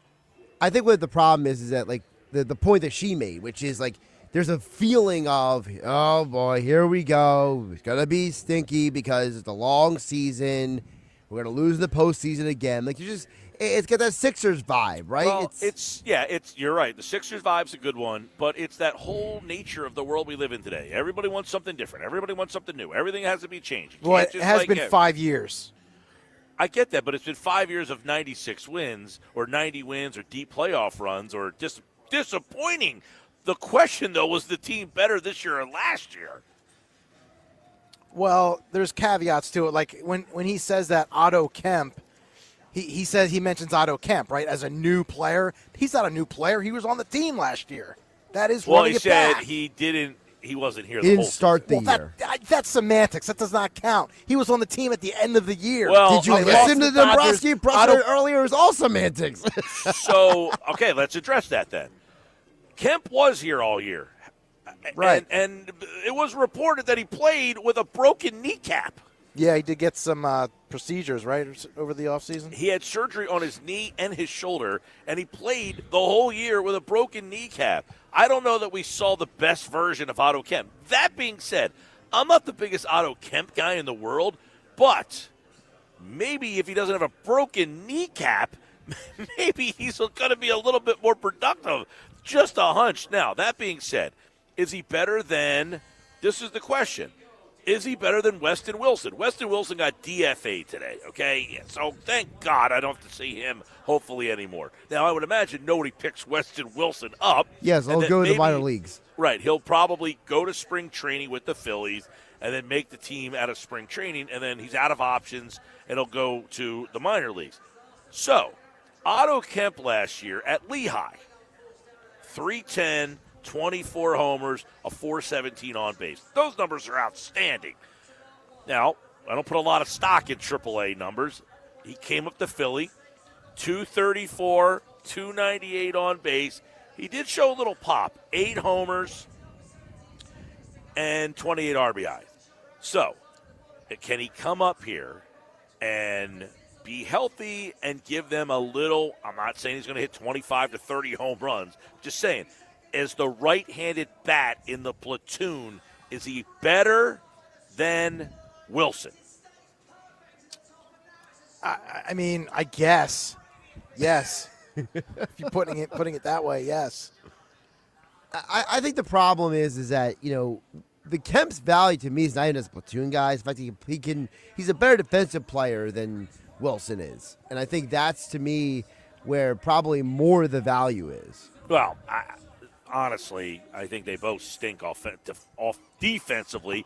Kemp's a lousy third baseman, and he's not even an outfielder. I don't know where you're coming up with that, but I'm not going to argue with you on that one. I don't think anybody's looking at Kemp as a defensive upgrade. It's more, can he be the right-handed bat complement, because he's not a left fielder, and he's terrible at third base.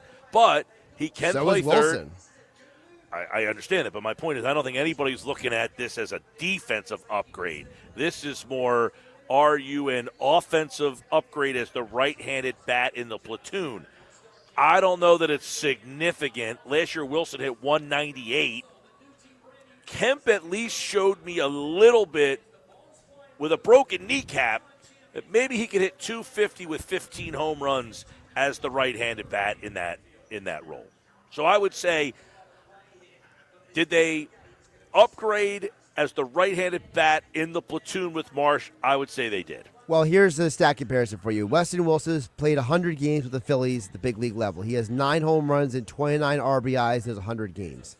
Otto Kemp in 62 games has comparable numbers, 8 home runs, 28 RBIs. So at least based on just pure power production, Kemp does more in less games than Weston Wilson. Yeah, that's what I said. Slight upgrade. I don't know if it's a slight upgrade, a mild upgrade, a huge upgrade, but I'll take Kemp in that role. So I do think they have upgraded there. They've clearly upgraded their bullpen. I think their bullpen is definitely stronger than their bullpen last year. I think everyone would agree with that. Just by that, and I talked about this with the Nuggets, but we have they got Duran for the full year. Right. They won 96 games last year without Alvarado or a closer. Exactly. So they won 96 games and didn't have a closer for that. When did Alvarado get popped for the PEDs? May. I think it was May. Let me double check. So they went the whole rest of the time before the deadline in that gap there with no closer. And the only guy from the bullpen they lost was who? Strom? Am I missing anyone? May 18th, by the way. So from May 18th to the trade deadline, which was July 31st. It's about like 12 weeks. They went the month of June and July with no closer and won 96 games. Now they got Duran the whole year. How many extra games do you think they win because of that? Maybe 4 or 5. So now you're in the 100-win range. Now, by the way, if Duran is here the whole year, April, May, June, all the way through, that's a significant upgrade over your closer from last year. Not to mention, you added Keller. Now, I'm not going to sit here and wax poetic about how good Keller is because bullpen arms are a little, up and down. But Brad Keller is better than every other arm they had in their bullpen last year. Agree or disagree? He's definitely an upgrade. Upgrade 100%. Matt Strom for sure. Better than Strom, better than Alvarado, better than Kerkering, better than David Robertson. So now they have 2 arms in their bullpen that are better than any guy they had on the roster in April of last year. They got Alvarado back this year. Well, he missed from May till, I don't know, when did he come back? September? September. And then he got hurt again. and miss the rest of the year. And they didn't have him in the playoffs either. That's now 3 arms that they have that are better than any guy they had last year. They lost Strom, and to be fair, Strom has been a pretty steady, solid guy. Well, I don't think anybody's going to sit here and say he was a bullpen that changed the complexion of the bullpen. Now, that's great about the pitching staff. What about the lineup? That's where I think people, when they say running it back, that's where I think. I agree. And you're hoping that Crawford adds something that you did not have last year. More speed, more contact, more on base. A guy who's on the bases, a guy who can steal bases, a guy who can make havoc happen with his legs at the bottom of the lineup. So then the guys at the top of the lineup have somebody on base that they can kind of do some damage with. So Crawford, I would say, is hopefully, and I have no idea what Crawford's going to be. He is not a high power guy. He is very high on base, very high. Now, look at the AAA numbers for Otto Kemp. They weren't anywhere close. Look at the AAA numbers for Weston Wilson. Never came anywhere close to those numbers. Now, the difference being, Justin Crawford's one of your top prospects in your organization. Kemp and Wilson were not. He's also considered one of the best prospects in baseball. You better hope that guy can come up here and change the dynamics of your offense a little bit. So, the other guy would be Garcia. His numbers were not better than Castellanos' were last year. In fact, they were worse across the board. The slash numbers, yeah, but his – and this is where we kind of fall – we ourselves can get falling into semantics because, he had, very comparable number of games of home runs and RBI, but the slash numbers of the batting average, the slug on base were less than Castellanos. Yes. So, essentially, you're getting a much better defensive right fielder, a guy who offers the potential for more power. Right. But probably will strike out about the same. In fact, he struck out more times last year in 40 less at-bats than Castellanos did. Now, today, Dombrowski essentially confirmed that they will get rid of Castellanos. Correct. So he is not an option. But there are your changes. You've got the bullpen, much better. You have your... Now do the rotation. You lost Ranger, but you gained Painter. Mm-hmm. Is he going to stack up? You lost Ranger, but you got Painter. You also didn't have Wheeler for the playoff series against the Dodgers. How different is that series if Wheeler pitches one of those games? Very true. You lost 2 games by a run. So they're looking at it like this. We lost a game 2-1, right? 4-3, and 5-3. What if our bullpen's better and we win the game 3-2 instead of losing 4-3? Or the game that we lost 5-3, we win that game 3-2. That's the way they're looking at it in terms of, okay, we could not improve our lineup like we wanted to. So let's go get more bullpen arms. Because last year in the playoffs, when the game got deep and the game was close and the game was tied or the game was tight, we went to David Robertson. They went to Tyler Glasnow. We went to Matt Strum. They went to Sasaki. they have the check marks every time. They went to Clayton Kershaw. We went to Orion Kerkering. Well, now I feel better about I'll go to Brad Keller. I go to Jose Alvarado. Maybe those guys change the dynamics of the games you lost last year.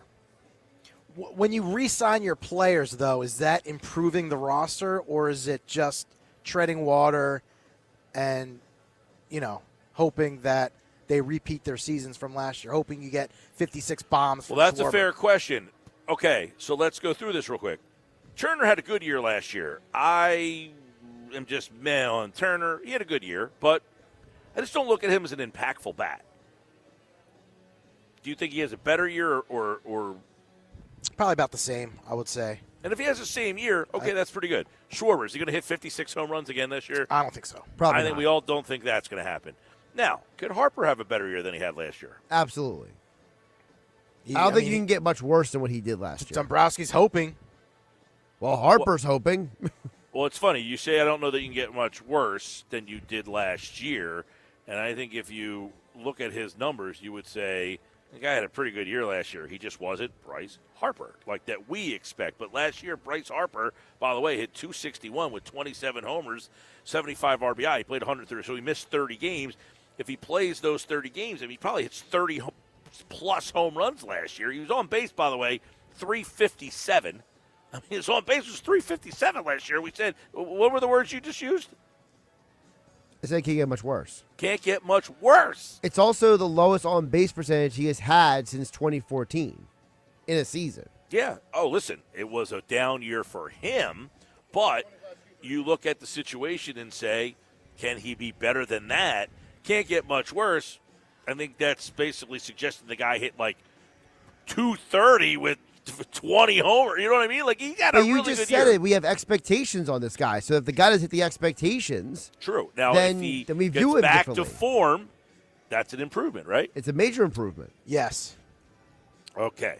That might Now, be the biggest improvement outside of Garcia replacing Castellanos on defense. But if he improves, is it just preventing this team from collapsing and keeping them, keeping their heads above water, if you get what I'm saying? You mean the regular season or the postseason? I mean both at this point. This team is trending in the wrong direction, right? So if Harper improves, does it just prevent them from? By the way, we're continuing to trend in the wrong We're going to direction? be having this discussion for at least the next 3 to 5 years. Why? Real Muto's here for 3 more years. Yep. Schwarber signed for how many years? 5? I think it's 5. Yeah, he got 5 years. Turner for how many more? Harper for how many more? You're having the same discussion about these guys for the next at least 3 to 5 years with this group. So did you improve the roster? Did you address your weaknesses, or did you prevent them from getting worse? Turner's got 7 more years after this year. Turner has 7 more years. He is signed through 2033. Yeah, that's horrendous. That's why I said that contract is the worst contract in the city. I would have, if I had a chance to get rid of one contract in the city, it would be his. Harper signs through 2031. Yeah, I don't know. I mean, I'm obviously the Paul George is looking better. Paul right? George is done after next year. Right. You're out of that deal. Embiid, Nola's, and the other one maybe. Nola's is pretty bad. Nola's is probably comparable to Trey Turner at this point. If you let Nola walk, you could have probably signed Ranger or signed another arm, because you signed him to 7. Just think, he's got 5 years left on that deal, Nola. 5. Yeah. 5 if you include this year, yes. He is signed through 2030. Right. So that group, Harper, Real Muto, Nola. Schwarber, Nola, Turner, those 5 guys have 3 to 7 years left in them still. So to answer your question, Pete, I think they looked at this team and said, where were we really going to improve the roster? Where were we going to do it? Was it going to be Kyle Tucker? No. Was it going to be Cody Bellinger? No. Doesn't fit. It could be, I guess, but he just doesn't fit. Doesn't really fit. He's a left-handed bat, and as we talked about earlier, that would give you 6 left-handed bats in the lineup. Is it going to be getting rid of JT, getting a lesser catcher, but where are we reappropriating that money? Right, because again, we go back to the conversation, Mike, you and I have had the last couple of days, which is you have allocated $200 million for Bichette. You gave $45 million to Real Muto.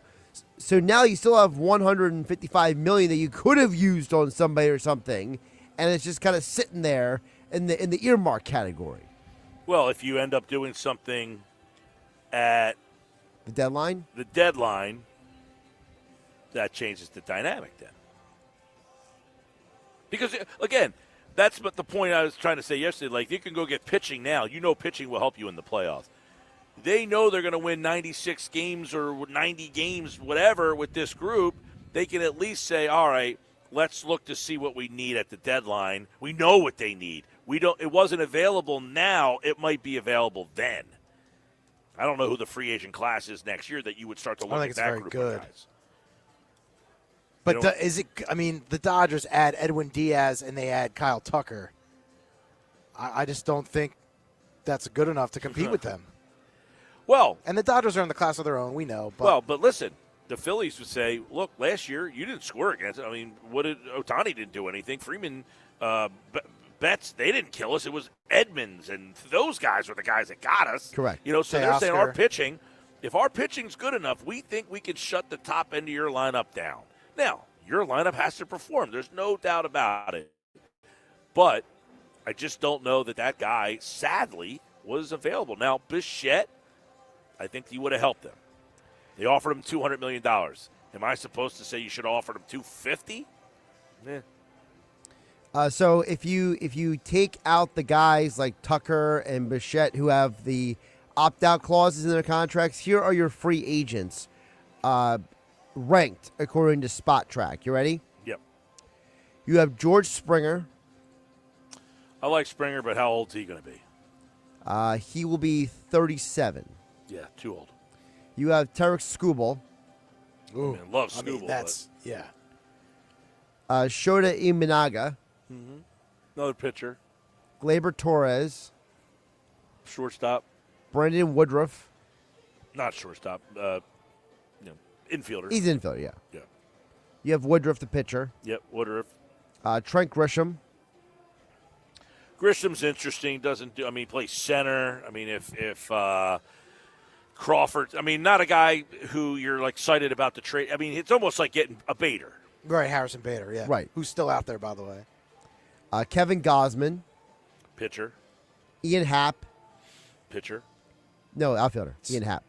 Not J Happ. I'm thinking J Happ, jeez. Not J Happ, yep. But Happ's he's got to be in his 30s. 32. Okay. He is a left fielder. Right. Chris Sale. Pitcher. Who's going to be 39 at the time. By the way, Nick Castellanos, free agent. Don't want him back. Taiwan Walker, free agent. Yes. This class, by the way, is not very I'm not excited about this class as I'm reading through it, to be honest with you. I mean, the others are Jack Flaherty, Jameson Taillon, Lance McCullers. I mean, Haciel Iglesias is interesting, but he's getting old. No, that's not a class that you're like at the deadline. Can I find a guy? This isn't like the NBA where you're like saving up cap space. There's one last one that I would throw your way, and What's I'm that? starting to see people get to the point where they were like, you know what? I would just sign Eugenio Suarez and move Bohm.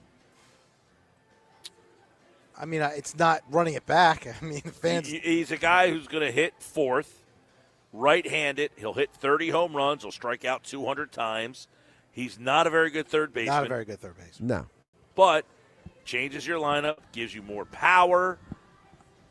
A lot more power. He's a little older. I mean, I don't know, and I don't know what I'm saying. I'm going to know what kind of deal he's looking for that he's still in the free agent Spot market. Track says that his number is $14.9 million per year. That's not bad. He is 34, turning 35. That's, one thing. Last year he had 49 homers, 118 RBI, but he hit 228. Not a good defensive player at all, by the way. He stinks at third base. Got traded at the deadline and didn't really, catapult Seattle. He went to Seattle and ended up hitting 189. Right. Yeah. That's really not a good ROI for them. In Arizona last year, he hit 248 with 36 homers. Now, he would become back to the National League. Maybe that helps him. The one thing I would say is in the playoffs last year for Seattle, 213 is what he hit in the playoffs last year. He struck out 18 times in 12 games. So, I don't know. Would you rather just stick with Bohm?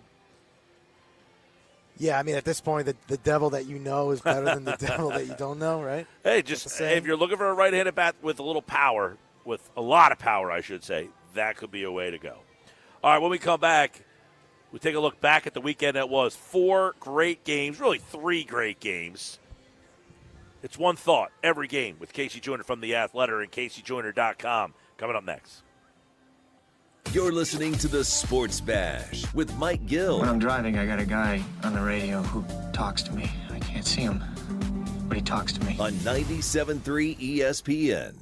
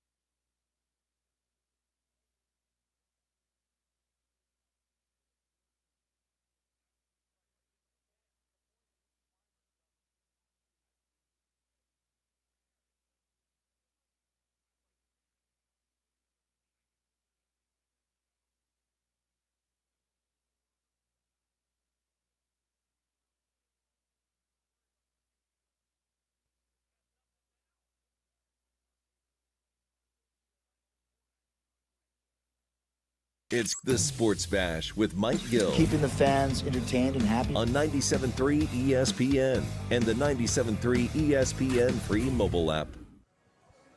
Hey, don't forget Championship Weekend on 97.3 ESPN. It's this weekend. You can listen to the championship round of the NFL playoffs on 97.3 ESPN.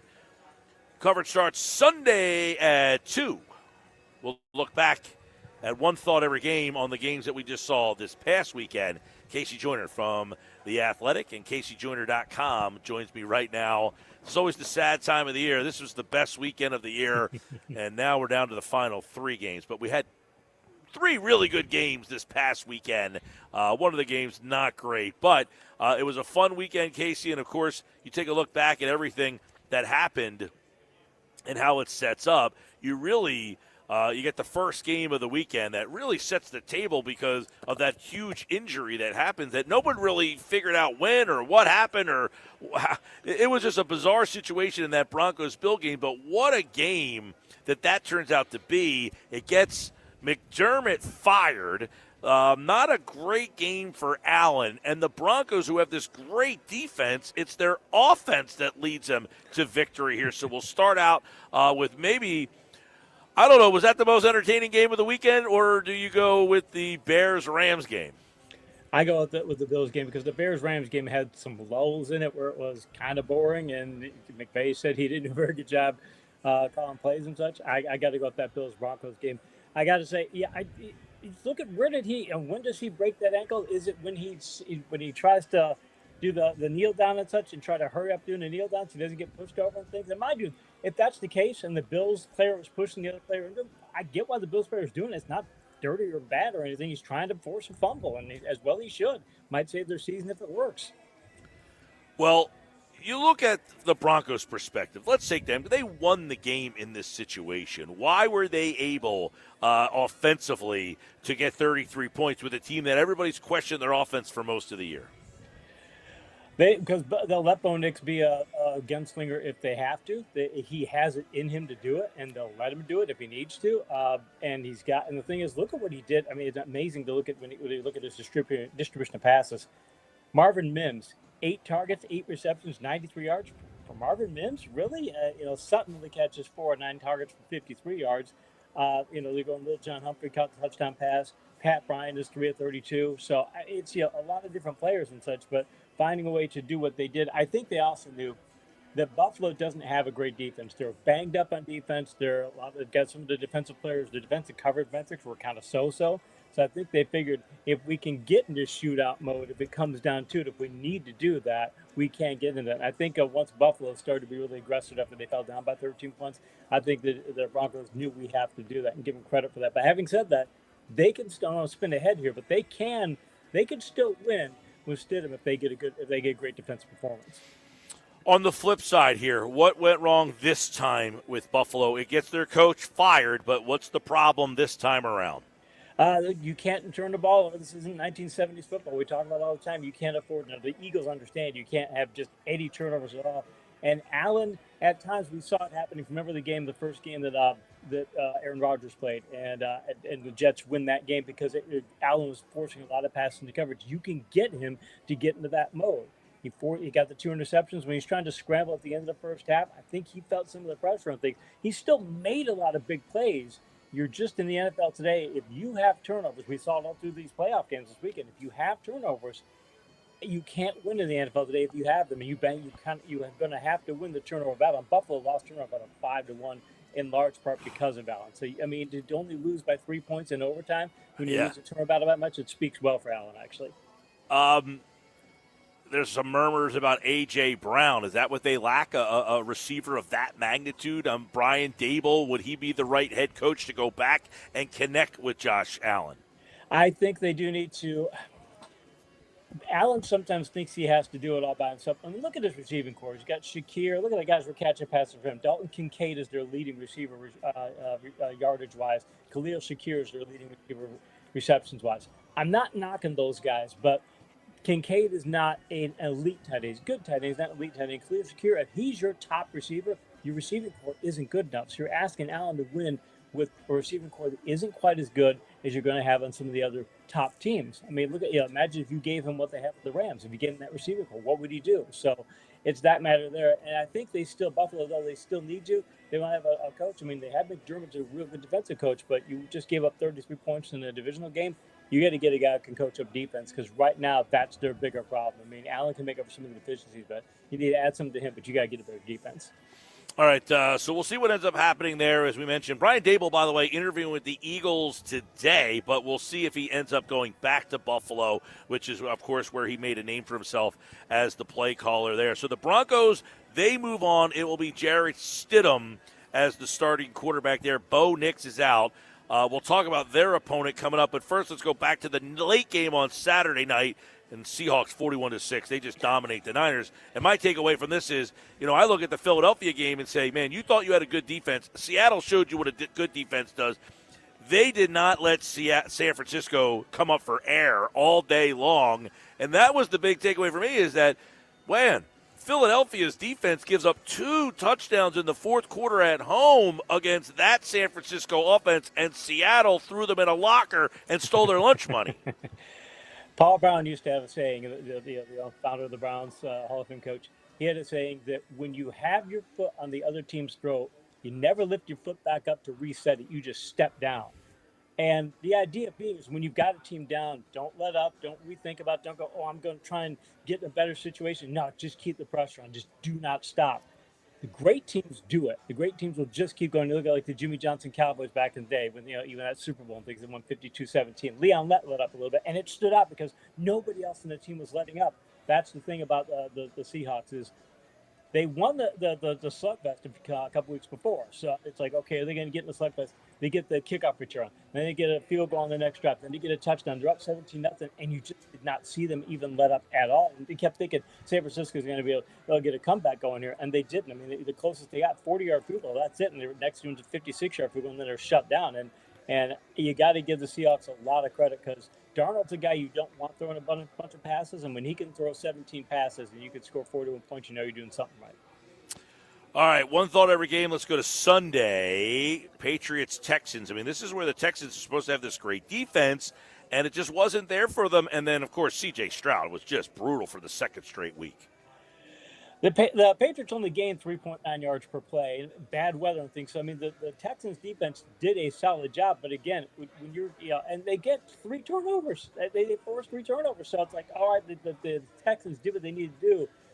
I just got the impression that C.J. Stroud was rattled. I got that impression that you could just see it. A point back that Davis Mills was trending on Twitter, and there was even talk elsewhere. You were thinking there were a lot of people who were thinking not just like Twitter heads, but smart people in the league who were thinking, hey, this is it time to put Davis Mills in there because Davis Mills played solidly during the regular season. I'm not sure that you do that. If you do that, and Stroud was awful the week before. Yeah, it's 2 straight weeks and. You just have to wonder. I mean, what is it? And I get bad weather, and I get the Patriots have a good defense, and I get all that. He didn't have Nico Collins. It's a big issue, but you got to do a whole lot better. And the thing that bothered me was that pass at the end of the first half when he's got a guy going to the flat, he's covered, and he's already hurt his finger. It's a wet ball, and the defender's right there next to him. He could make a perfect pass and it might get there. But he throws it, a little behind. I'm looking at it as he's throwing, like, why are you throwing this? This guy is not open. Throw the ball away. He kept trying to make plays that weren't there. And they need him to be of the standpoint that you don't have to go out and win the game. You don't just go out and lose the game. It's that old thing, but that's what they need him to do. You need to do a certain amount for us, and that's it. And he's used to trying to do hero ball, and you can't do hero ball against the Patriots in New England. All right, one thought every game. Rams and Bears. There's a lot of lulls in this game, so it was kind of a sleepy game, and then it picked up at the end. You saw an amazing ending in the fourth quarter, but in the end, the Bears could not get it done on their home field. They ran out of the magic. A 4th down play kept the magic going. You're thinking, oh, my God, they're going to do this again, but the Rams had just enough. They had just enough, and mind you, Williams, kind of the same thing plans from here about. Mind you, Stafford, McVay said he didn't coach well in this game. I don't think Stafford played particularly well in this game. But he didn't get the turnovers, and he could have had some, but he didn't. And Williams had 3 interceptions, and that's all the difference in the world. That's it. Again, you lose by 3 points, and you get 3 turnovers, and you lose the turnover by that much. It says what Chicago could do. So the Rams, they've got some problems. I mean, this was they should. There's a case for me that they should have lost this game, and they could have lost this game because they really didn't play particularly well. And Chicago defense holds up well in that situation. But again, these quarterbacks, you just can't. I mean, we saw it with Allen, we saw it with Williams, we saw it with Stroud, we saw it with everybody. I mean, all the quarterbacks are just making a ton of mistakes. Even Darnold, we know he's a mistake-making quarterback. Yeah. And you go, you make mistakes and turnovers in these plays. This isn't the 70s. You can't have 2 and 3 turnovers and win games on a regular basis. You've got to avoid them. It's what Philadelphia's mantra is. We don't like to make too many mistakes. We don't like to lose the turnover battle.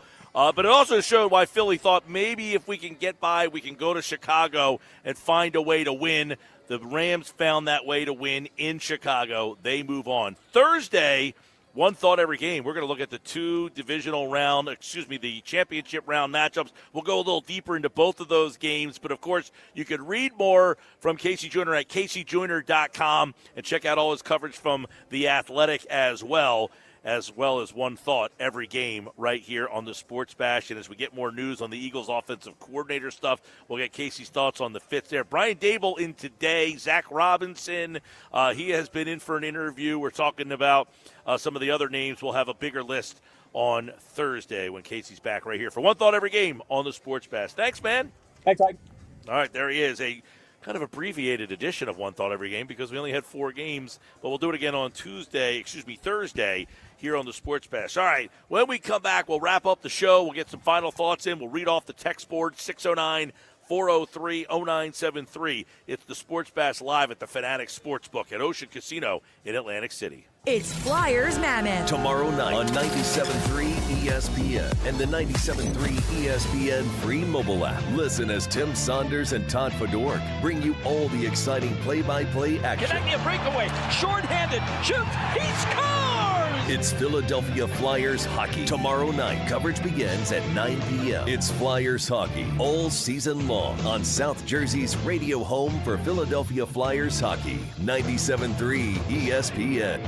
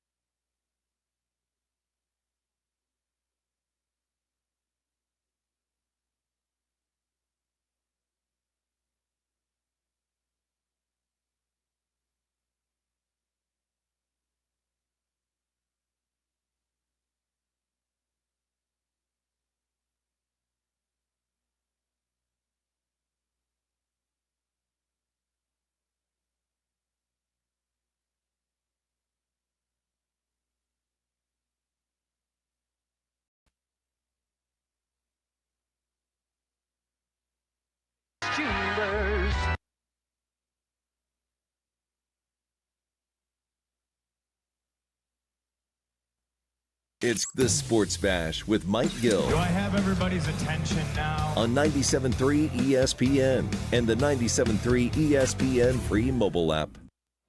All right, get ready to get out here on a Tuesday. We're live at Fanatics Sportsbook at Ocean Casino Resort in Atlantic City. Hey, don't forget the Metro Atlantic Basketball Classic, which is different from the MAC basketball. So a lot of people have been asking me about the Metro, that they moved from Boardwalk Hall to Stockton. No, this is the Metro Atlantic Basketball Classic. It is a high school basketball event at Stockton University, and it is the highest level high school basketball players in the country. Guys like VJ Edgecombe, Cade Cunningham, Cooper Flagg, Karl Anthony Towns, they have all played in this tournament. And this year, they got 6 teams of the top 10 in the country coming to our area to play at the Metro. So, if you want to see some of the top players in the country, like VJ Edgecombe, like Karl Anthony Towns, like Cade Cunningham, can you imagine seeing Cooper Flagg play in high school? Well, if you went to the Metro in the past, you saw him play. Tickets are available at MetroClassicBasketball.com. So make sure if you want to go, you get those tickets at MetroClassicBasketball.com. Speaking of VJ Edgecombe, how about that dunk last night? Man, that was a poster. From VJ. Now, Sixers tonight, no Embiid. No Embiid, but maybe PG plays. But guess who is playing? Number 0. Tyrese Maxey. Agent 0. The all-star starter, Tyrese Maxey. So, according to Keith Pompey, he was tweeting out this earlier, which is Embiid is not yet cleared for back-to-backs. Which is fine. I'm fine with that. That's fine. Yeah, I mean, listen, I got to be honest with you. He's scoring 30 points a game now. I mean, how many people out there really thought Joel Embiid would be making the impact that he's making? Anybody? No one. Not Anybody? Me. Nope. I mean, you've got to be as obtuse as any human being out there. There's a lot of sit them. there and question what he's given you this year, and then to not acknowledge that, okay, he's exceeded my expectations, and he might actually get better, by the way.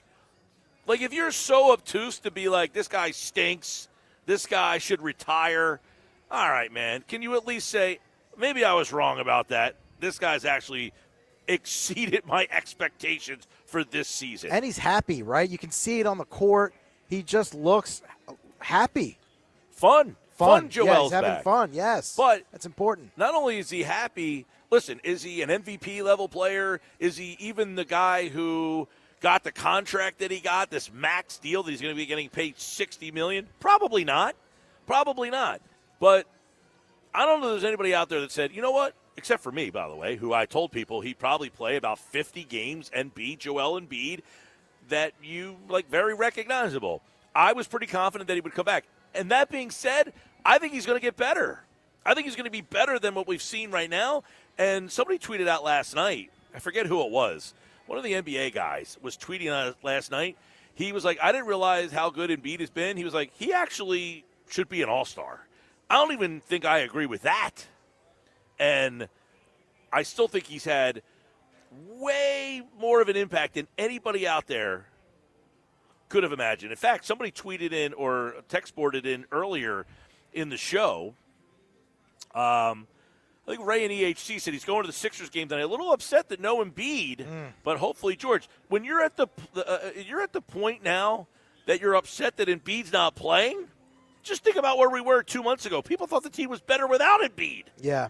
And now you're upset that he's not playing. Now, are they still frustrating, like when they lose to Cleveland back-to-back games and they drop that game to Toronto? Yeah. That frustrates me because I'm into this team now. Well, Cleveland's a bad matchup for them, and that's something that Maxey was talking about. He's like, yeah, they're kind of a tough matchup for him. Right now, by the way, in the Eastern Conference, the Sixers are the 5 seed. They are 1 game out of the 3 seed. 1 game behind the Knicks. And they are free-falling. That team Knicks have lost. They got problems. 8 out of 10. They got Jalen Brunson's calling players into the huddle and trying to get guys going. Well, they got some tension. I said it last year that I thought they got worse, and they went to the Eastern Conference Finals, so it was like, shut up, dude. Well, I said last year they got worse, and now it's starting to trickle over that they actually did get worse. They're not a tough team. They're a soft team. The coaching change made them softer. And right now, the Sixers are 1 game behind the Knicks for the 3 seed in the East. And that game tonight as they take on the Phoenix Suns, who have exceeded some expectations. And they play the west. Knicks. Sixers play the Knicks later on this week. So there you go. They play them Saturday. Saturday, yeah. 3 o'clock afternoon game. It's my birthday there, Pete. Okay. And no NFL, right? We got Championship Sunday. Yeah. So Sixers Saturday. Yeah, and by the way, Saturday, Sixers play the Knicks at 3, and then the G League Bluecoats, I'm calling that game 7:30 Saturday night. Maybe a little 50-point performance from Broom again? Or from Jared McCain. Yeah, right. All right, we'll talk to you tomorrow, everybody. Have a great night.